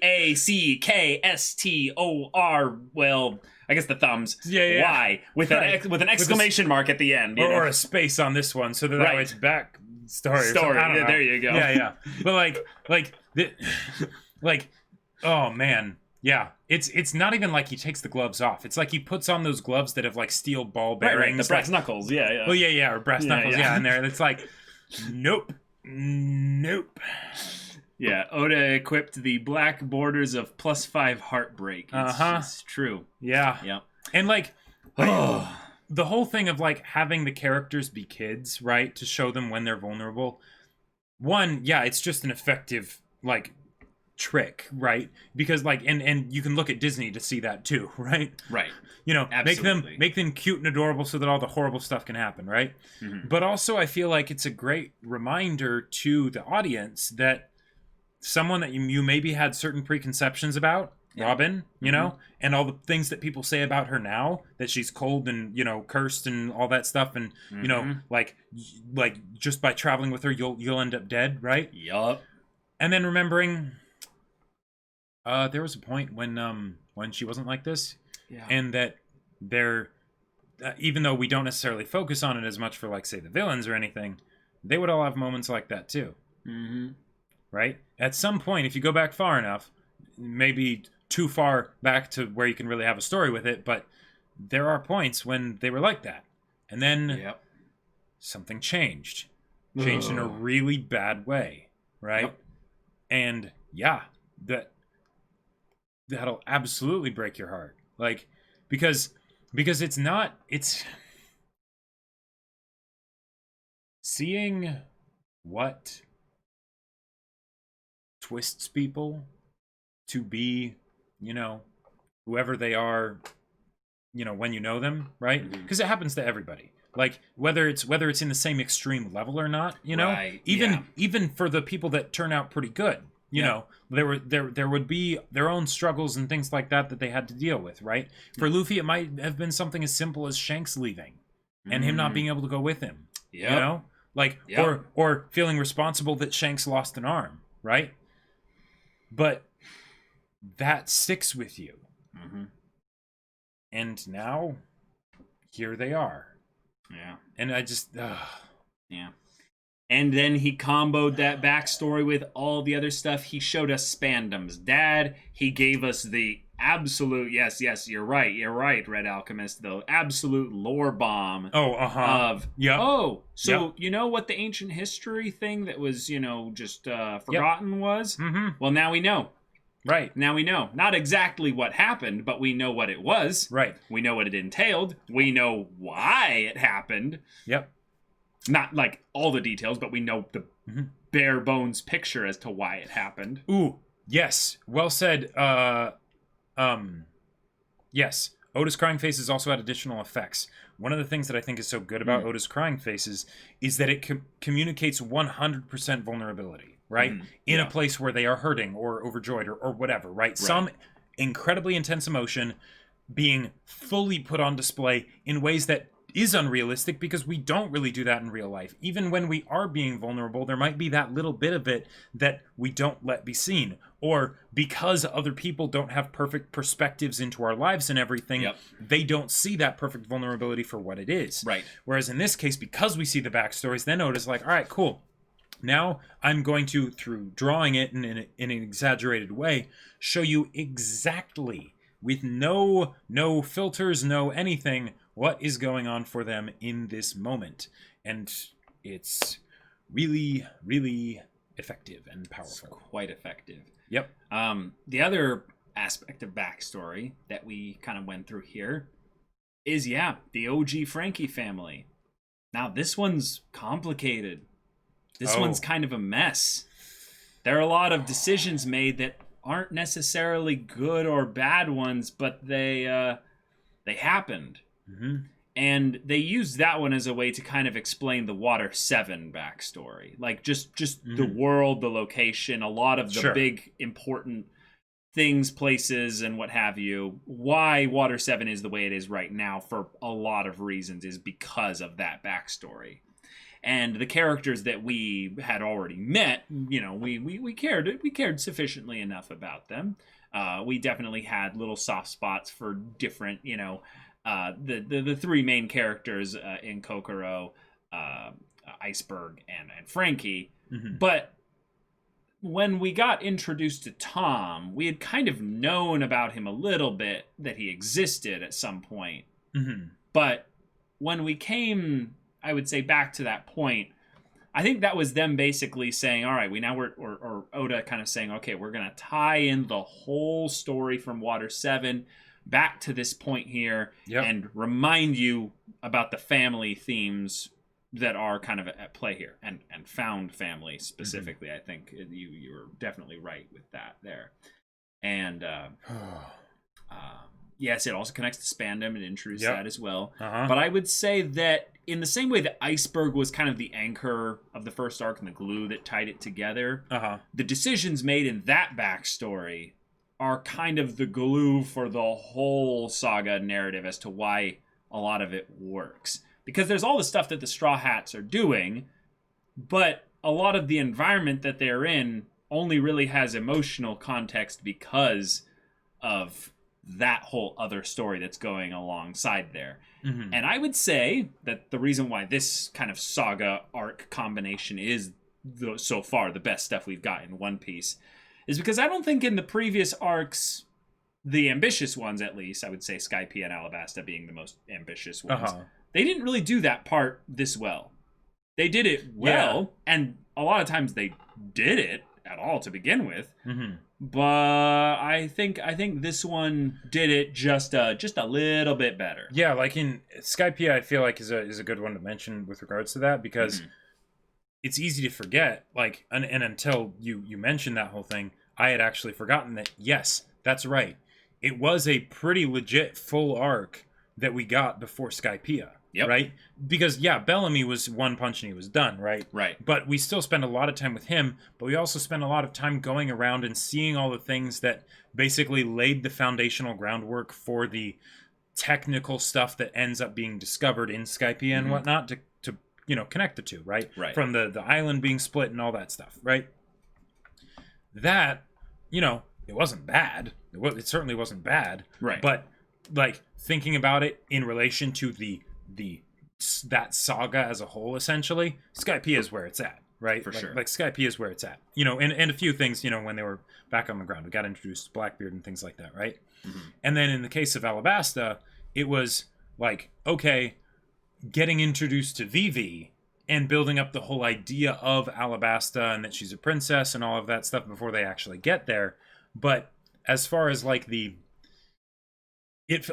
weirdly enough, it felt kind of linear, right? And they're going on a journey, so of course linear in that sense, but like emotionally linear too. Oh, okay. Because it's sort of going from here and then going to there. Whereas in the case of Water 7 and Enies Lobby, Water 7 was kind of like this one half of a circle, and then Enies Lobby is, coming the other full circle, right? Right. The other half to make it go full circle, where we've brought up all these emotional issues, and then now we're going to resolve all these emotional issues. Yeah, for sure. And then I would say in kind of a closing full circle thing, the big other kind of sequence of things in that where the conflict starts to resolve rather quickly. You start to see things escalate even more. The Buster Call is made. Sniper King, aka Usopp, is now like ready to reveal himself. He's starting to, take more, drastic, measures here and, try and get things done. As we head towards the end of this arc in Enies Lobby, I feel like that's when things went just up to 11. There's this real panic you have about not necessarily whether the Straw Hats are going to survive all this, but how much is going to be left in the wake of this just conflict as a whole. How many other people are going to suffer? It's not just a thing of where will they die? Will they die? But whose lives and how many other stories are we creating because of this chaotic event that's happening here? Yeah, because, we've seen in One Piece that people don't die very often, right? That doesn't usually happen, even double dipping on the same character thinking that they're dead. But because, one, also with the Ohara backstory and everything, we've seen that there can be very real consequences for things that happen, even if named characters don't end up getting killed off, right? So that doesn't happen too much outside of backstory. But with the world government and everything, there's going to be consequences from this. Even if everyone survives, things won't be the same, right? This is a crossroads where, this is a line that's being crossed that you can't uncross. You can't put the genie back in the bottle. Like, I don't think we'll ever get back to the same kind of days that we had previously in One Piece, like until now, unless somehow they manage to like topple the whole world government or something. Like, well, like that definitely could happen. And I would say in some ways it's not necessarily a thing where it has to be mutually exclusive because of the world they've set up with the compass stuff, the things that make it actually possible for you to go from one island to the other. So in some ways I would say that's not necessarily the case because they can localize the stories a little bit with log poses. Thank you. I felt like that was kind of the point of log poses when Oda kind of brought them up. He was like, I can make self-contained stories and build the world as a whole, but still make it a thing of like, we're at this island and we have to stay here. We cannot go anywhere else. But also, not necessarily anyone else can come here until they go through the whole log post situation. So it is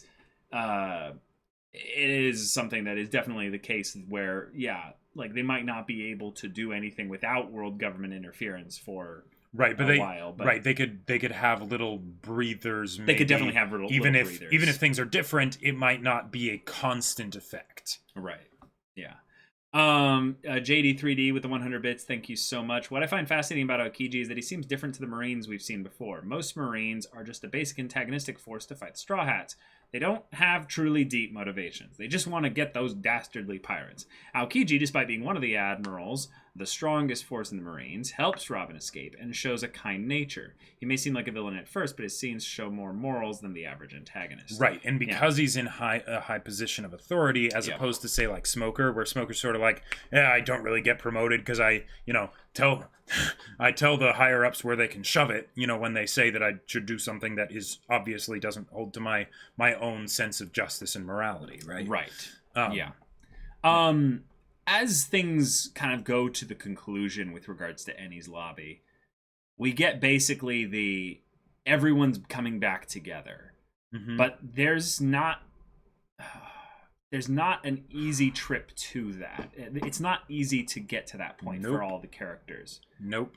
Because while Robin's rescued Mm-hmm. for the most part, there's definitely this feeling of like,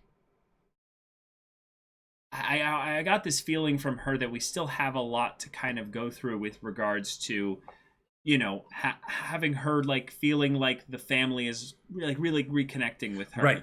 Yeah, because I feel like. I just wanted to go through all of them really quick, but then also, like Frankie, like specifically like joining the crew, having him like bring, like feeling like he kind of felt like maybe he had to bring something to the table with them, but there was also the whole bit with the Frankie family that he feels obligated to stay.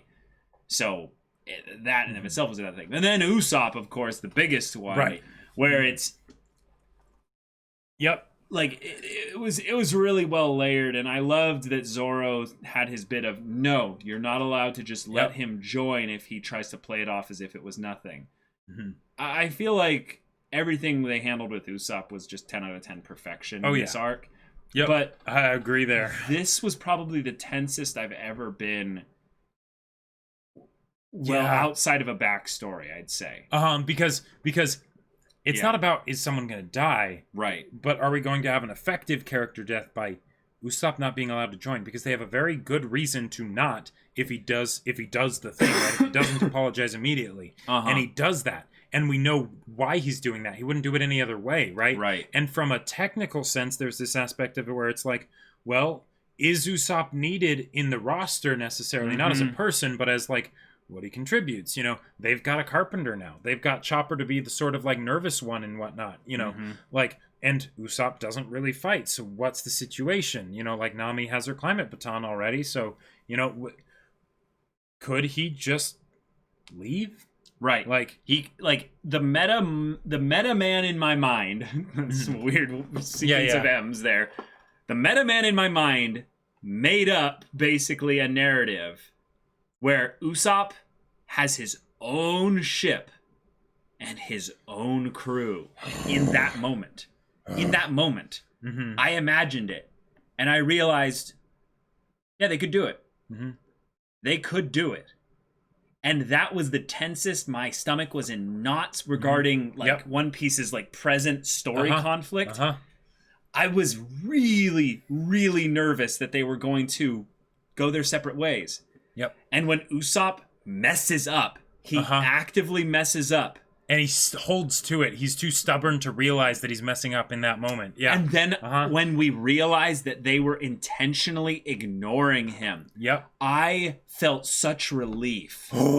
because they actually held to what they were doing in their own roundabout way. Right. They cheated their own rules because Cannon they were like, fire, too loud.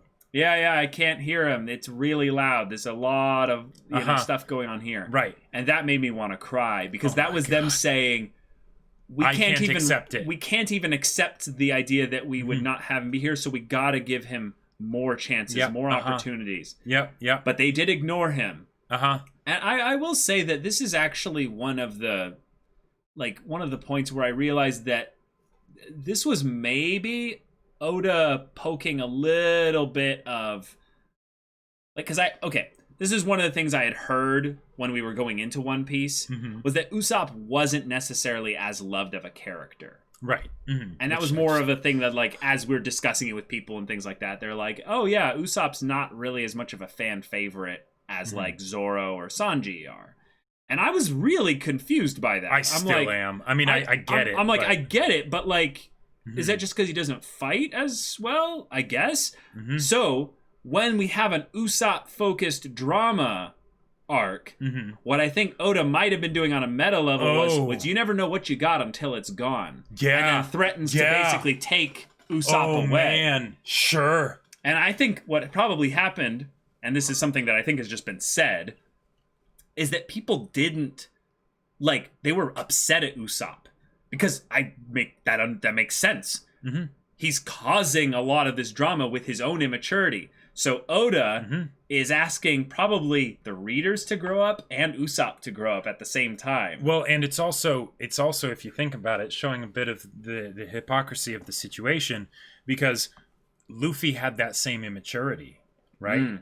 Luffy sure. didn't want to get rid of the Mary either, right? But because of how it was presented and everything, he was able to come to the point where he accepted it, right?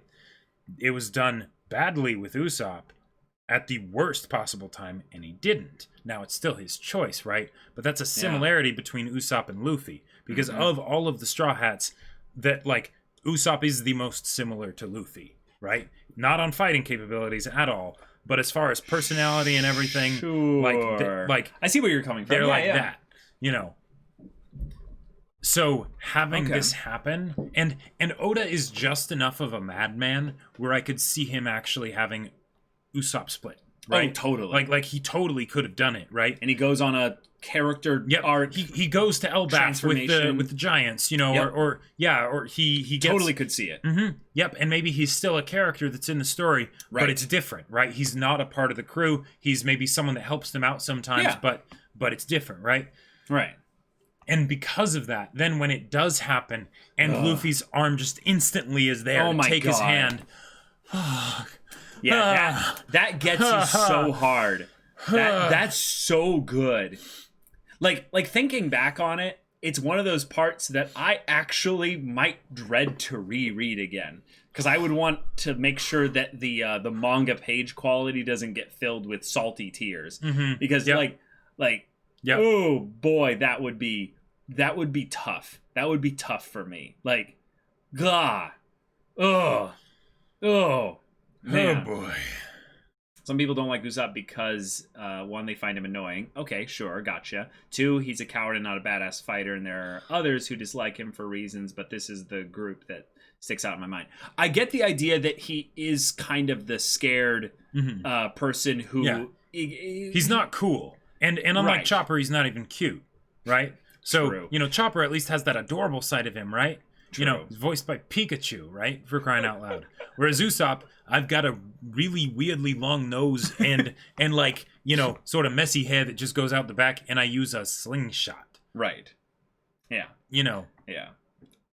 but But hey, he's what the do you group, mean? he's the group, Usopp is hella cute. he's the group artificer, you know? So, Yep. so there you go. Well, and he's the everyman that makes all of this stuff so important, because it's easy to see Zoro and Sanji and Luffy and to be like, yeah, they're going on their adventures. They're demigods. They're demigods, right? Right. And And they're badass when they walk as a crew. right, It's right, like- exactly, right. But it's and Luffy embodies that sense of adventure unbelievably well, right? So good. But it's the fact that there's the everyman that's just like us and still says, yeah, I know there's danger. I know I can't really do anything, but of course I want to go with you guys. Why wouldn't I? And I'll do whatever I can, even though I can't be a demigod like the rest of you. Like, Sure. Sure. Yeah. Usopp rejoining the crew is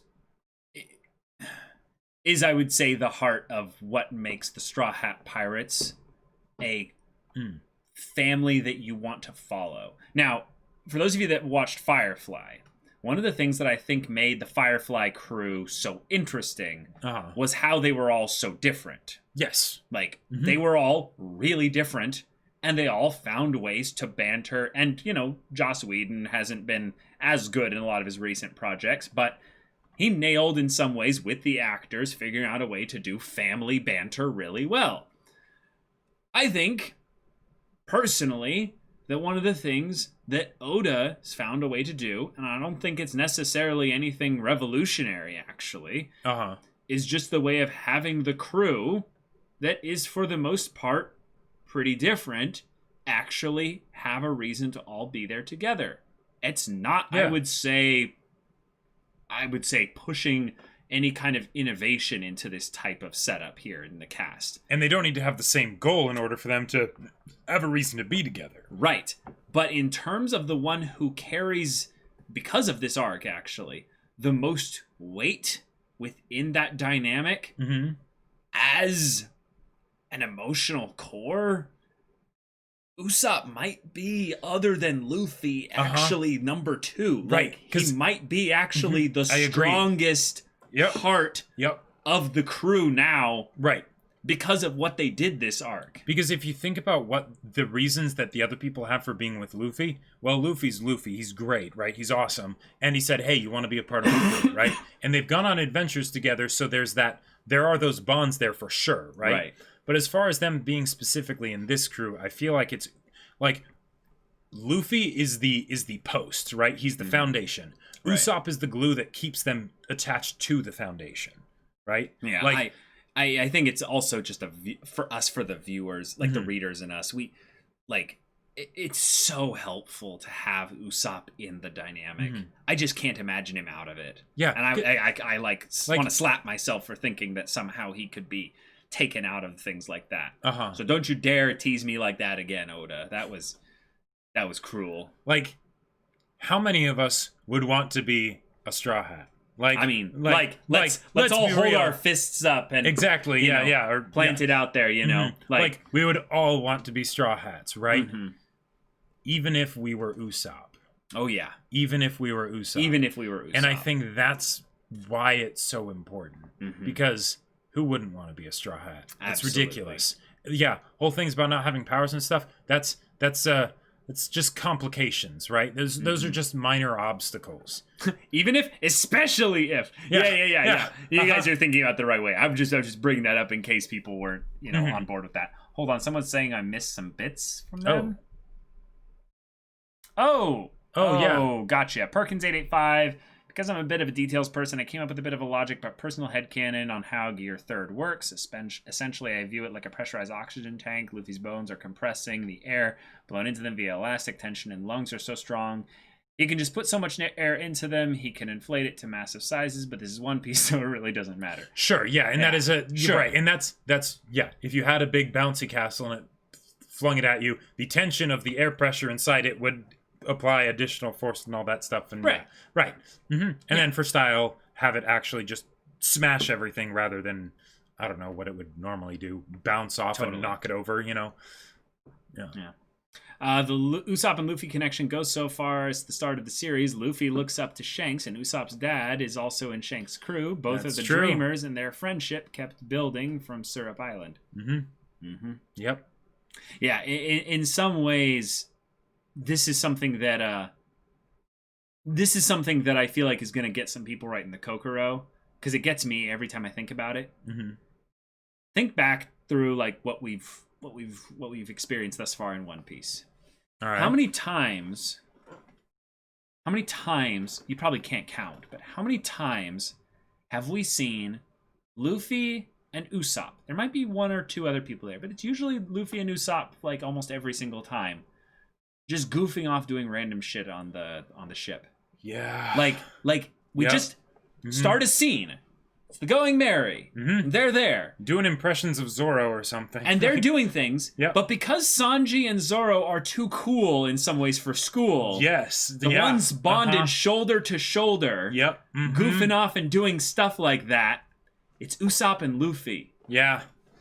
And that, when you think about that, all of that was something that Oda could then use in this arc to threaten us with the idea of them being separated.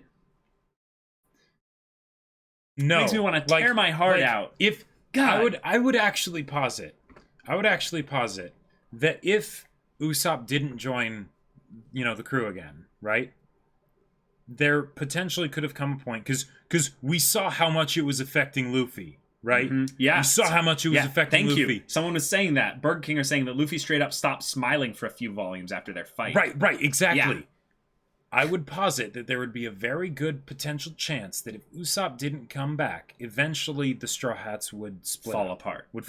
Because Luffy wouldn't be the same. Luffy wouldn't be the same, right? And if Luffy isn't there and Usopp's not there, what's keeping them together. Yeah, and Right? I'm not trying to pit the Straw Hats together by being like Usopp is the greatest Right, Straw Hat exactly. pirate, and it's like, well, you could remove other Straw Hats and it would be fine. It's like, no, don't even go there. We're just bringing up the point that if Usopp left, yeah, that probably would happen. Yeah. Yes, Oda is a very smart writer by having us very much attached to the friendship of two fictional characters. It's yes, it's very good. Oh. Yeah. And they're brothers, yep. While the Straw Hats have a sense of family together, Usopp and Luffy, both the same age, are literally best friends. That's actually something I keep having to remind myself of, that Luffy and Usopp are supposed to be the same age. That's still kind of... Usopp's majestic mane, what can he say? It kind of makes him look older. Yeah. Usopp looks like Well, it's also that because Luffy's made of rubber, his skin is constantly has its maximum tension, so that way he doesn't get like wrinkles or anything like that. That's actually the crazy thing, is that Luffy retains his elasticity and his tension within the rubber. Otherwise, there'd be all kinds of problems. No, I'm not going to go there, but I almost did. At the same age, but they basically feel like silly best friends. Chopper is the little brother that wants to tag along. Nami is the sister that wants them to mature. Sanji and Zoro are the same age, but older, fighting each other, goofing off occasionally. Robin and Frankie are the parents.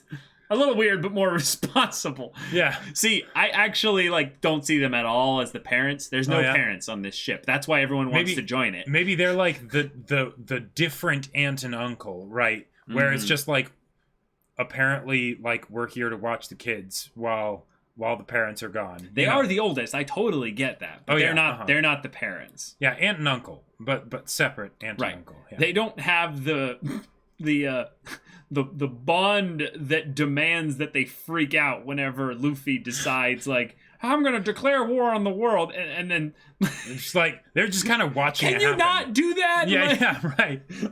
I'm gonna be sent to an early grave if you keep doing that. Right. And Nami is the sister that had to become the parent. Sure. Or at least decided to take that up. Yeah. Now it's been sufficiently long enough. Look how weird it is to look at Usopp's first appearance. Okay. Oh, God. Wow. Oda has gotten so much better at art. Yeah, he's totally different. Jeez. Village Ute. I'm a village Ute. What? Although I feel like Usopp was also younger there. I mean, maybe not. Utes? That was actually present day. It wasn't like in a flashback or something. That looks present day, dude. Wow. That's insane, man. When I began reading One Piece, I was younger than Luffy. Now I'm almost Robin's age. That's a really cool thing to think about. That these characters are timeless. Yep. And yet we grow older with them. Mm-hmm. And so we never lose necessarily that kind of Straw Hat, zest and zeal and love for life. But we might start to see ourselves in different characters in the crew as we age. Mm-hmm. Huh. I'm kind of interested to see how that'll be for me, because I'm 28 and I feel kind of like I wouldn't fit really into Straw Hats. But I don't know. That'd be I feel like I'd fit decently well in the Straw Hats. Like I'd find a way to do something that I could do that the other people probably wouldn't be doing. You think you would be you'd be able to keep up with the manicness of it? Like, I'd enjoy watching it.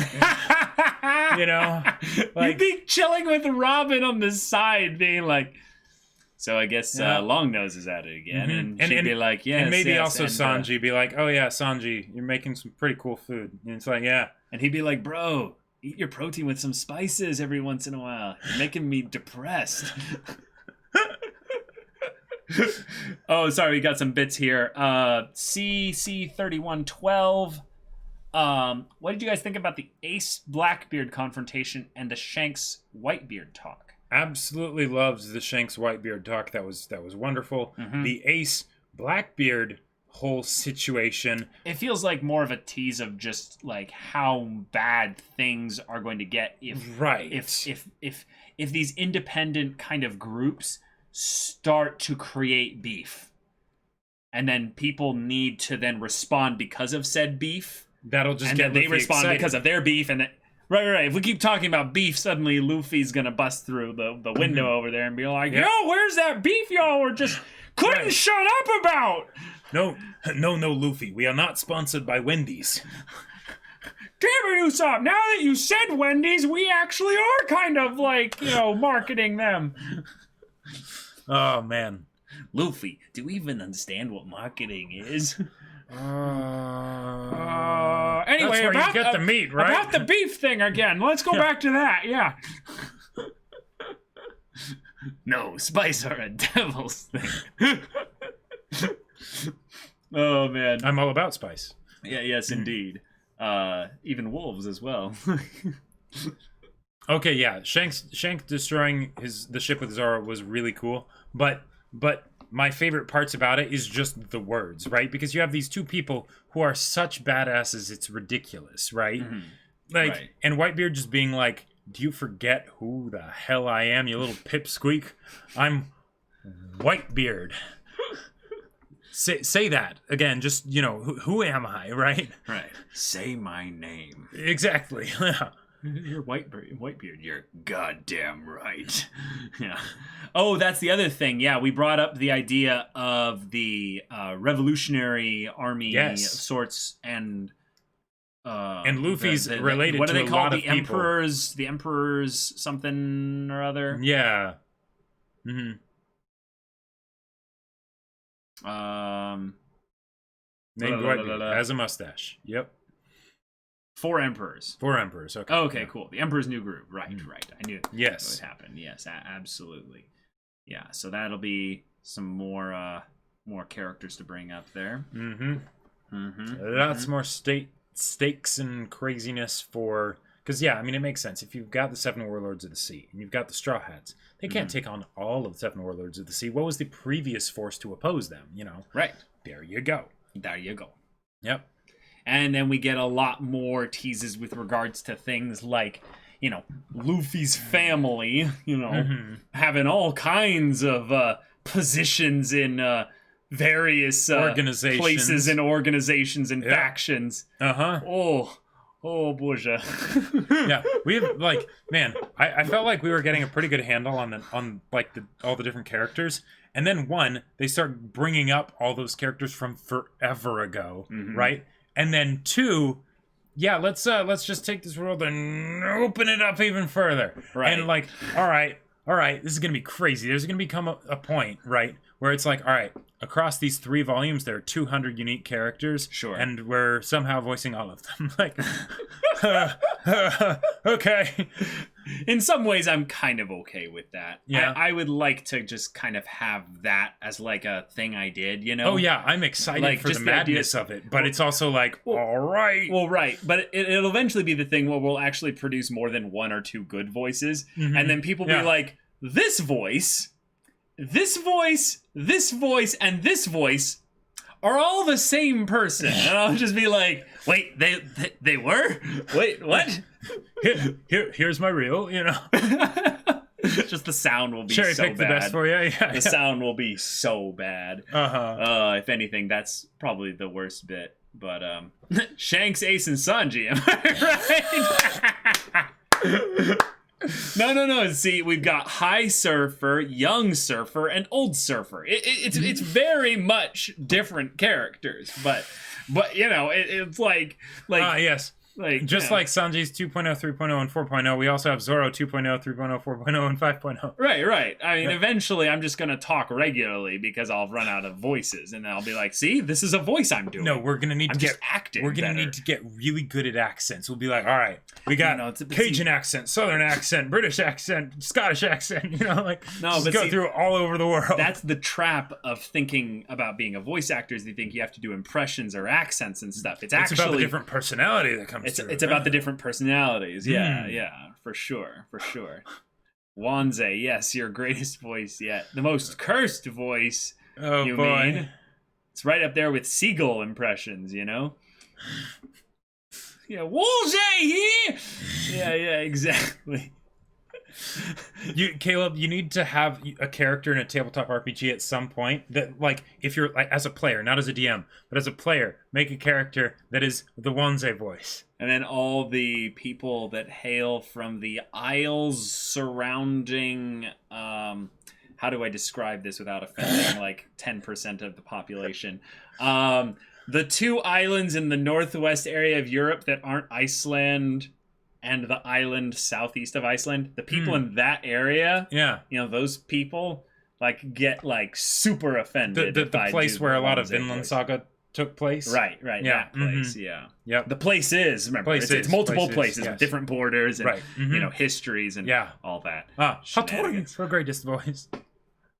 I want to do basically like an uncensored, like, worst sequence of, like, cussing. Of things that like, Hattori said. Hattori just cussing out, like, the Straw Hat crew. Oh, because he was doing it. Right. Yeah. Just absolutely Hattori raging. found the One Piece a long time ago. Hattori had to sit there as Lucci basically, like, probably drowned eventually. That's fine. It was going to happen eventually. But If Luffy didn't do it, Hattori would Hattori's have done an it. innocent little, like... Oh, okay. Maybe no, he's not that innocent. No, No, that was all so that he could, like, take over Lucci's authority. that's true. Yep.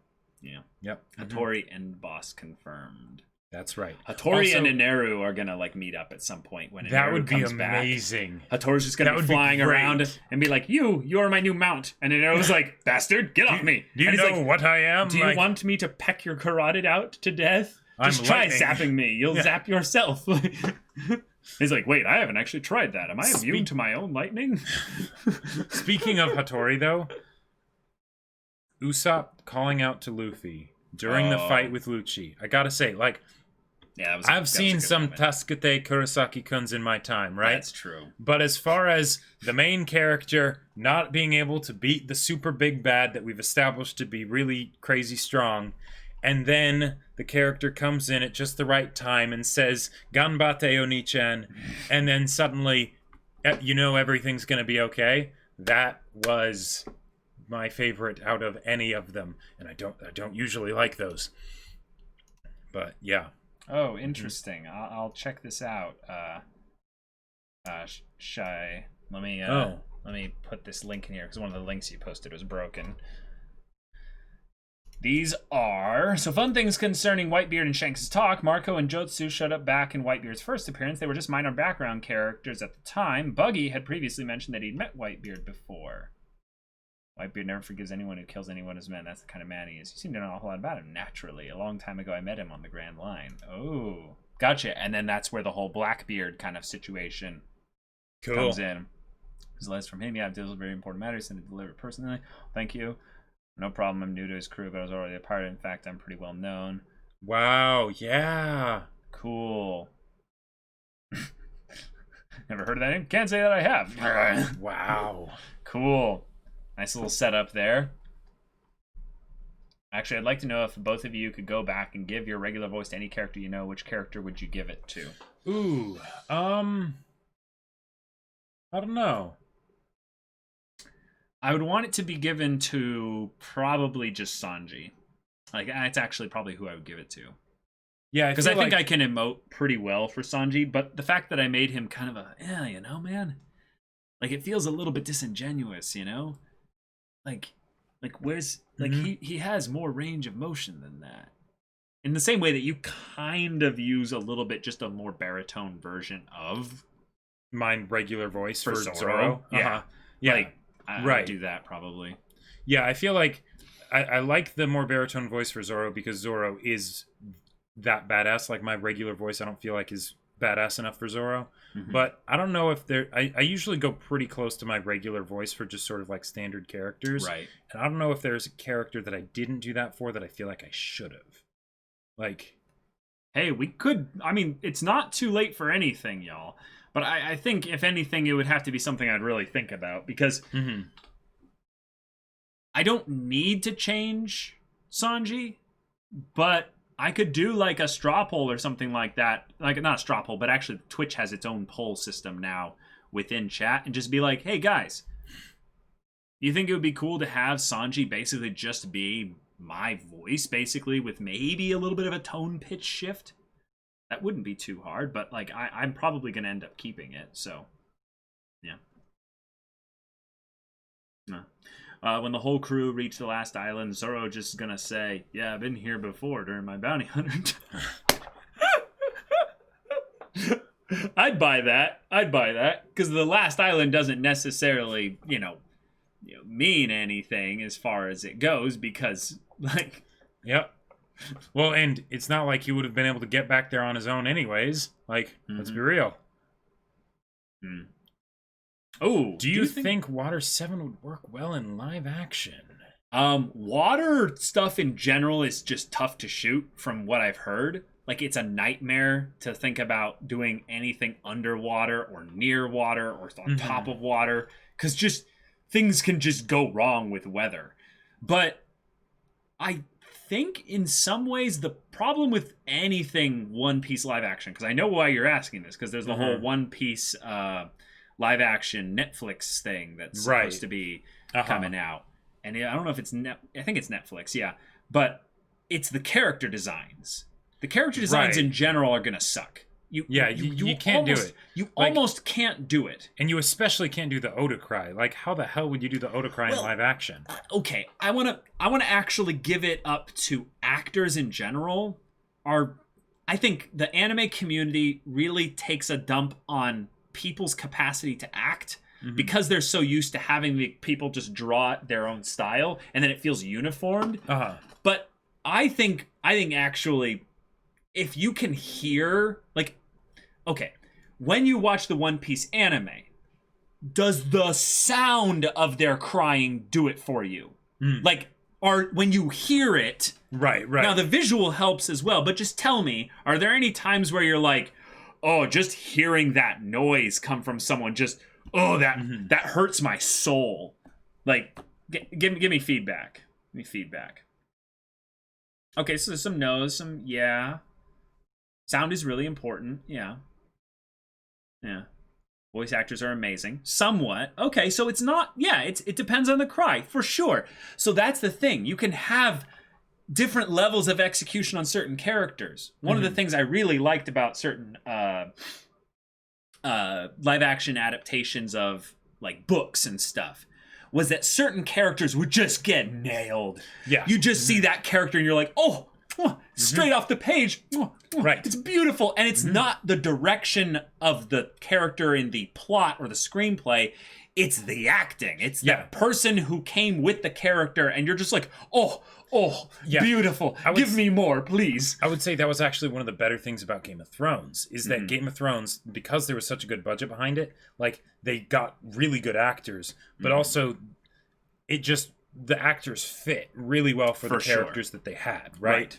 And Peter Dinklage in Game of Thrones, like, absolutely. Well, and the thing is, Peter Dinklage, I actually don't like him as much as far as Tyrion, because he almost does it too well in he's too suave with it. He's a different Tyrion. He's a different Tyrion. He totally owns it, but he's a different Tyrion. But yes, freaking Tywin. Oh my god. Yeah. Like, well, that's because that guy. Shoot. What I don't know what his name is again. Charles Dance. Charles Dance. He's played like vampires. Like, he's the kind of guy where you see him. Like, he's imperial. He has. He has a presence about him that when he enters, you listen to what he says. Yep. And it's just like, oh, my God, dude. Like, the whole bit he's a stage performer in the best way. Like, the scenes with Tywin and Arya that were totally not in the books, but totally worked because, I mean, mainly Tywin. I mean, yes, Maisie Williams too, but because it fit, right? It was so owned that you could easily watch it and forget that it was not at all in the books. Yeah. Right? To quickly shift things back to One Piece, though, because this is the main reason why we're talking about this here. There were some bits we missed. I'm going to read them out here really quick. What would a monkey family reunion look like? 100 bits from Lunar. Dangerous. Yeah, dangerous. They have to be eating, otherwise they'd be fighting. Right. And probably both at the same time. Right. Globe TY1 with a 100 bits. Daily Japanese lesson. Whitebeard's name in Japanese is Shorohige. Shirohige. Okay. Shiro means white, right? Okay. But Hige doesn't mean beard, but rather facial hair in general. That's why he actually has a white mustache but it's called Whitebeard. Gotcha. Now is Blackbeard also called Kurohige? Or does he have something that specifically refers to beard? That's a good question. I guess chat will tell us. Huh. Yes, he is called that. Okay. Gotcha. Good to know. All right. Very, very interesting. Yeah. Thank you, GlobeTY. But yeah, so like with a live action One Piece, the thing I'd be most wondering about is would they try and keep the same style of One Piece, which could be very difficult to do, or would they try and adapt it in their own style that still fits with One Piece, which could also be incredibly difficult and maybe impossible to do? Yeah, good question. All right, I'm going to that spot you mentioned. I forgot who that was in chat, but going to chapter 375 in volume 39, looking at some stuff that Spandam foreshadows the Revolutionary Army. Okay. Let's see. It's more like English is the exception there. In other languages, a mustache is a beard. Interesting. Huh. Ooh, interesting. What in the world is this article? In this Revolutionary Army district leader assassination plot, according to orders, you only had to rub out 3 people, but you killed 23. Wow. Interesting. Okay. Cool. Okay. Huh. Well, rendering and then basically there's then them kind of being like, "I'm sorry, yeah, we messed up. We shouldn't have done that. We infiltrated on the target date as ordered to carry out the assassination, but our plan, which nobody should have known, had been leaked." Oh, and then I went and blabbed our assassination plot all over town. Shapapa. And that's why Fukuro's mouth is zipped shut. But like, gotcha. I'm not as worried about the idea of Okay. rendering Chopper's fur, because that's something that you can just do with technology. It's straightforward, and it's something that they would have to do for other projects where there's animals, like the direwolves in Game of Thrones or something like that, right? Right. But with, like, say, Luffy, how do you do Luffy and make it seem like he's made of rubber without it just looking awful, right? Mm-hmm. Or, I don't know, like some of the more bizarre character designs. Like how do you do that? It's like the whole thing where, like, when you have live action and the anime character is supposed to have really spiky hair, but having spiky hair in live action doesn't fit nearly as well as it does in 2D. True. You know? Oh, yeah, Arlong. Like, how do you do that? CGI. Sure. Totally. Yeah, okay, yeah. I mean, they do CGI in live action all the time. So, one of the things I love about live action, it's actually kind of a funny thing because we're just going to get to this point eventually anyway, is that CGI is going to become so good, we almost won't be able to tell the difference between it and live action stuff. That's just eventually going to be a thing. And it'll get cheaper and cheaper and cheaper and cheaper to make. So, what's animated or live action might not have as much crossover anymore. It's just how much computer effort did they put into it, so Okay. Yeah. I guess we'll Simpler see. issue, because yes, I'm totally with you. Arlong full CG, it would look amazing. How do you do Usopp? Like, how do you do that? You mean with the nose? Yeah. Like, you could just do the nose, but...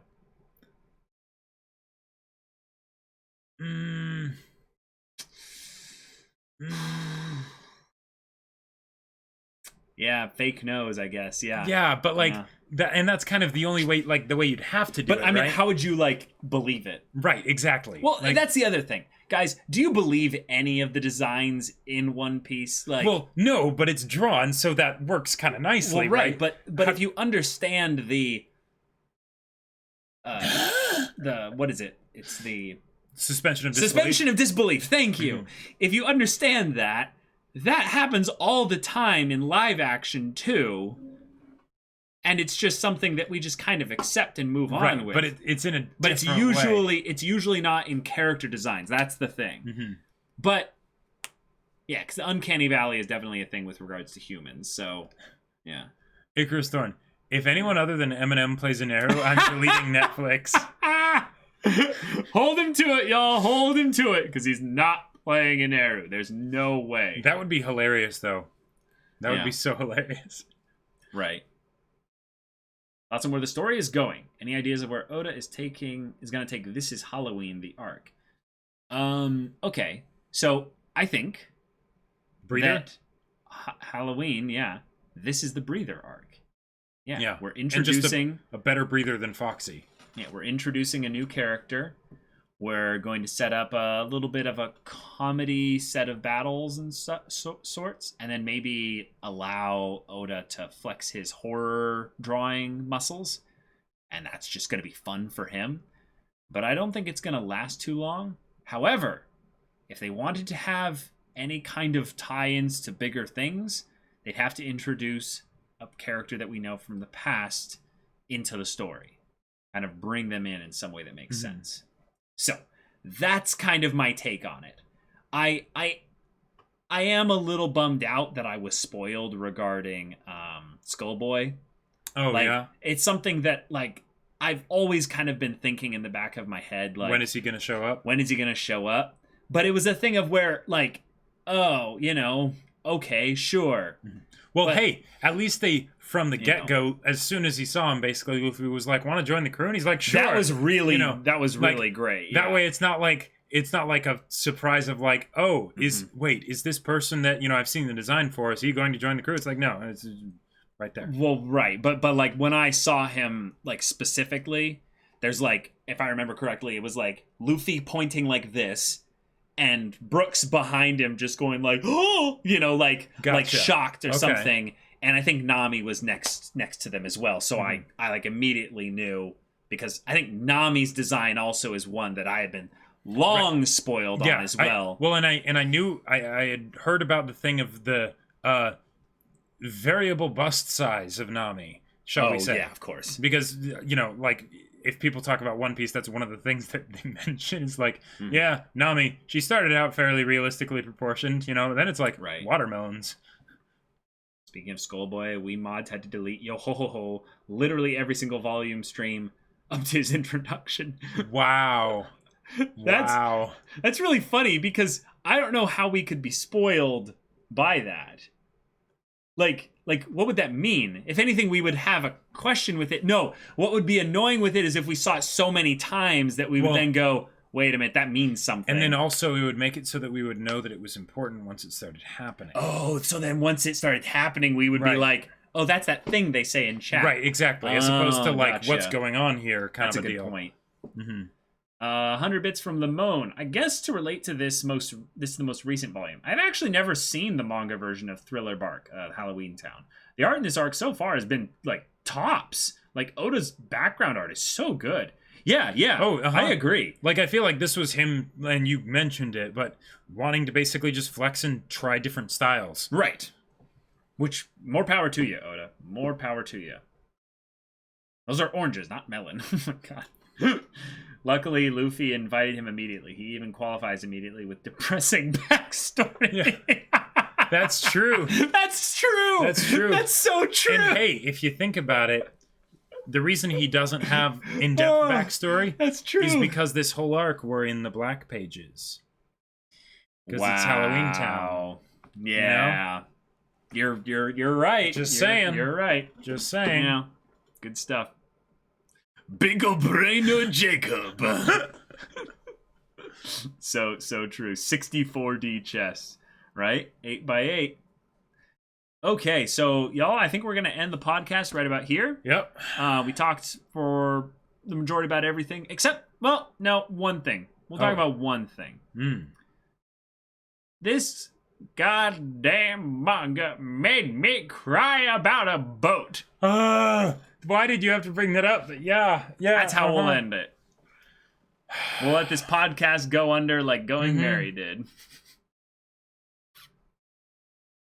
Only to rise back up with like, no, we're not done with the podcast. No, and then, wait, then it actually like, is over. Yeah, it's straight up like Fate Zero caster stuff where it's like, okay, but it's even one layer further. We're going to have despair. Oh no. Then we're going to get rid of the despair, and then it's going to come crashing down. Yep, exactly. Well, actually, no, that is what Fate Zero caster did. That is kind of yeah, that, that's yeah. straight up. Yeah, despair first, and the hope, and then despair. Right. Yeah. Right. All right, we finally cracked Oda's code. Welcome to the Cried About a Goddamn Ship Club. Yeah. In some ways, I feel like that was Oda realizing that they had outgrown this isn't a game about pirates ship. Right. Mm-hmm. But we had to acknowledge also this isn't a game about pirates Yep. anymore. And Zoro bringing that up was important. Right, Yeah. which means that, yeah, we have to say goodbye. Mm-hmm. And that's, yeah, that hurts. That hurts, yeah. Yeah. But thank you for joining us, everyone, for podcast number 138. Mm-hmm. Yeah. Oh, We'll boy. see you hopefully tomorrow for the next volume of One Piece that we'll be reading in a dramatic fashion. And yes, spoiler cover. Thank you Yes. for the warning. Thank you for the warning. And then, of course, we got our other streams. Yes, all 3 p.m. Pacific time. Thursdays, I do gaming, which, since we did the Attack on Titan catch-up last week, that means we're doing Telltale's The Wolf Among Us starting this week. I am ridiculously excited, so be sure to be there.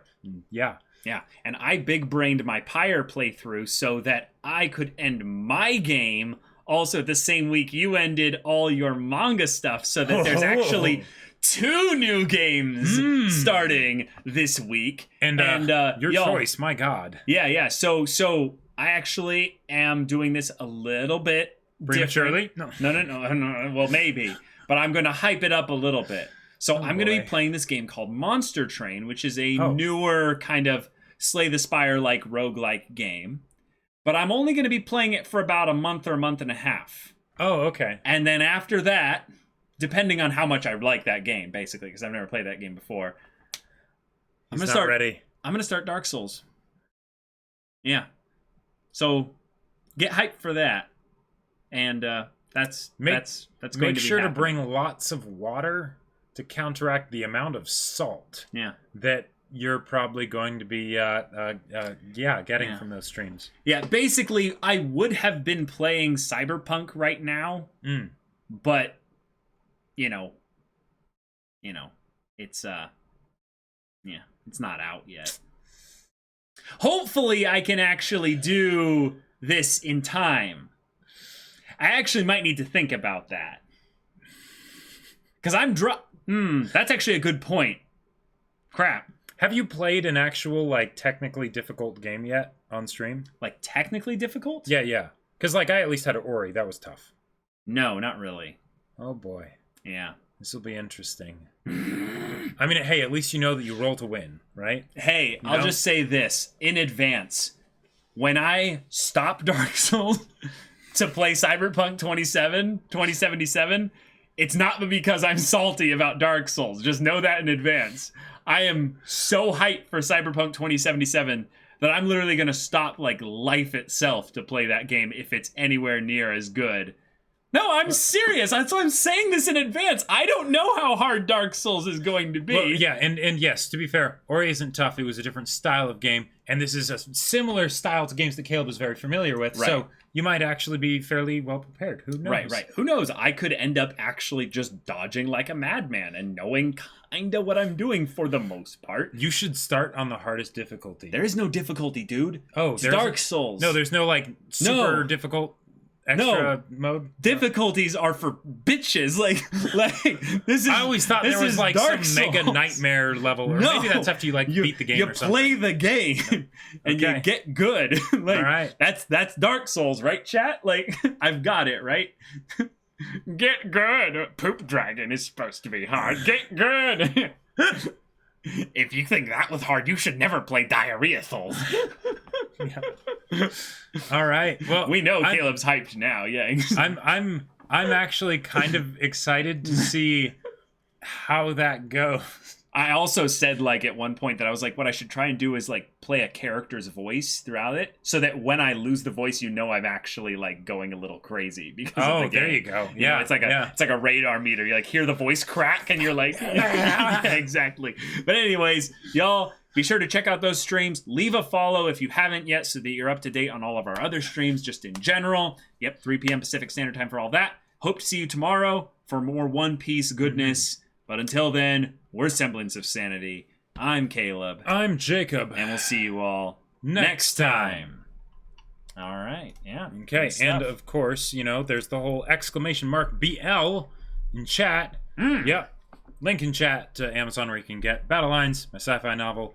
You know, yeah, it's totally similar to One Piece. I mean, it has the found family thing for sure, and sundering a family, so it's actually quite relevant, even though completely different style. Very different style. Yeah, it is there if that's the kind of thing that really interests you, and you want to see what my 3 years or 4 years ago take on it was. Yeah. You know, a very fast-paced kind of found family. Yep. Little sci-fi story. Yeah. Very good. I know stuff. you guys have definitely not heard of it before, so I figured it should probably be mentioned here. Yeah. Yeah. If you were to give one of the voices in the Straw Hat Pirates crew to some of the characters in Battle Lines, who would you give it to?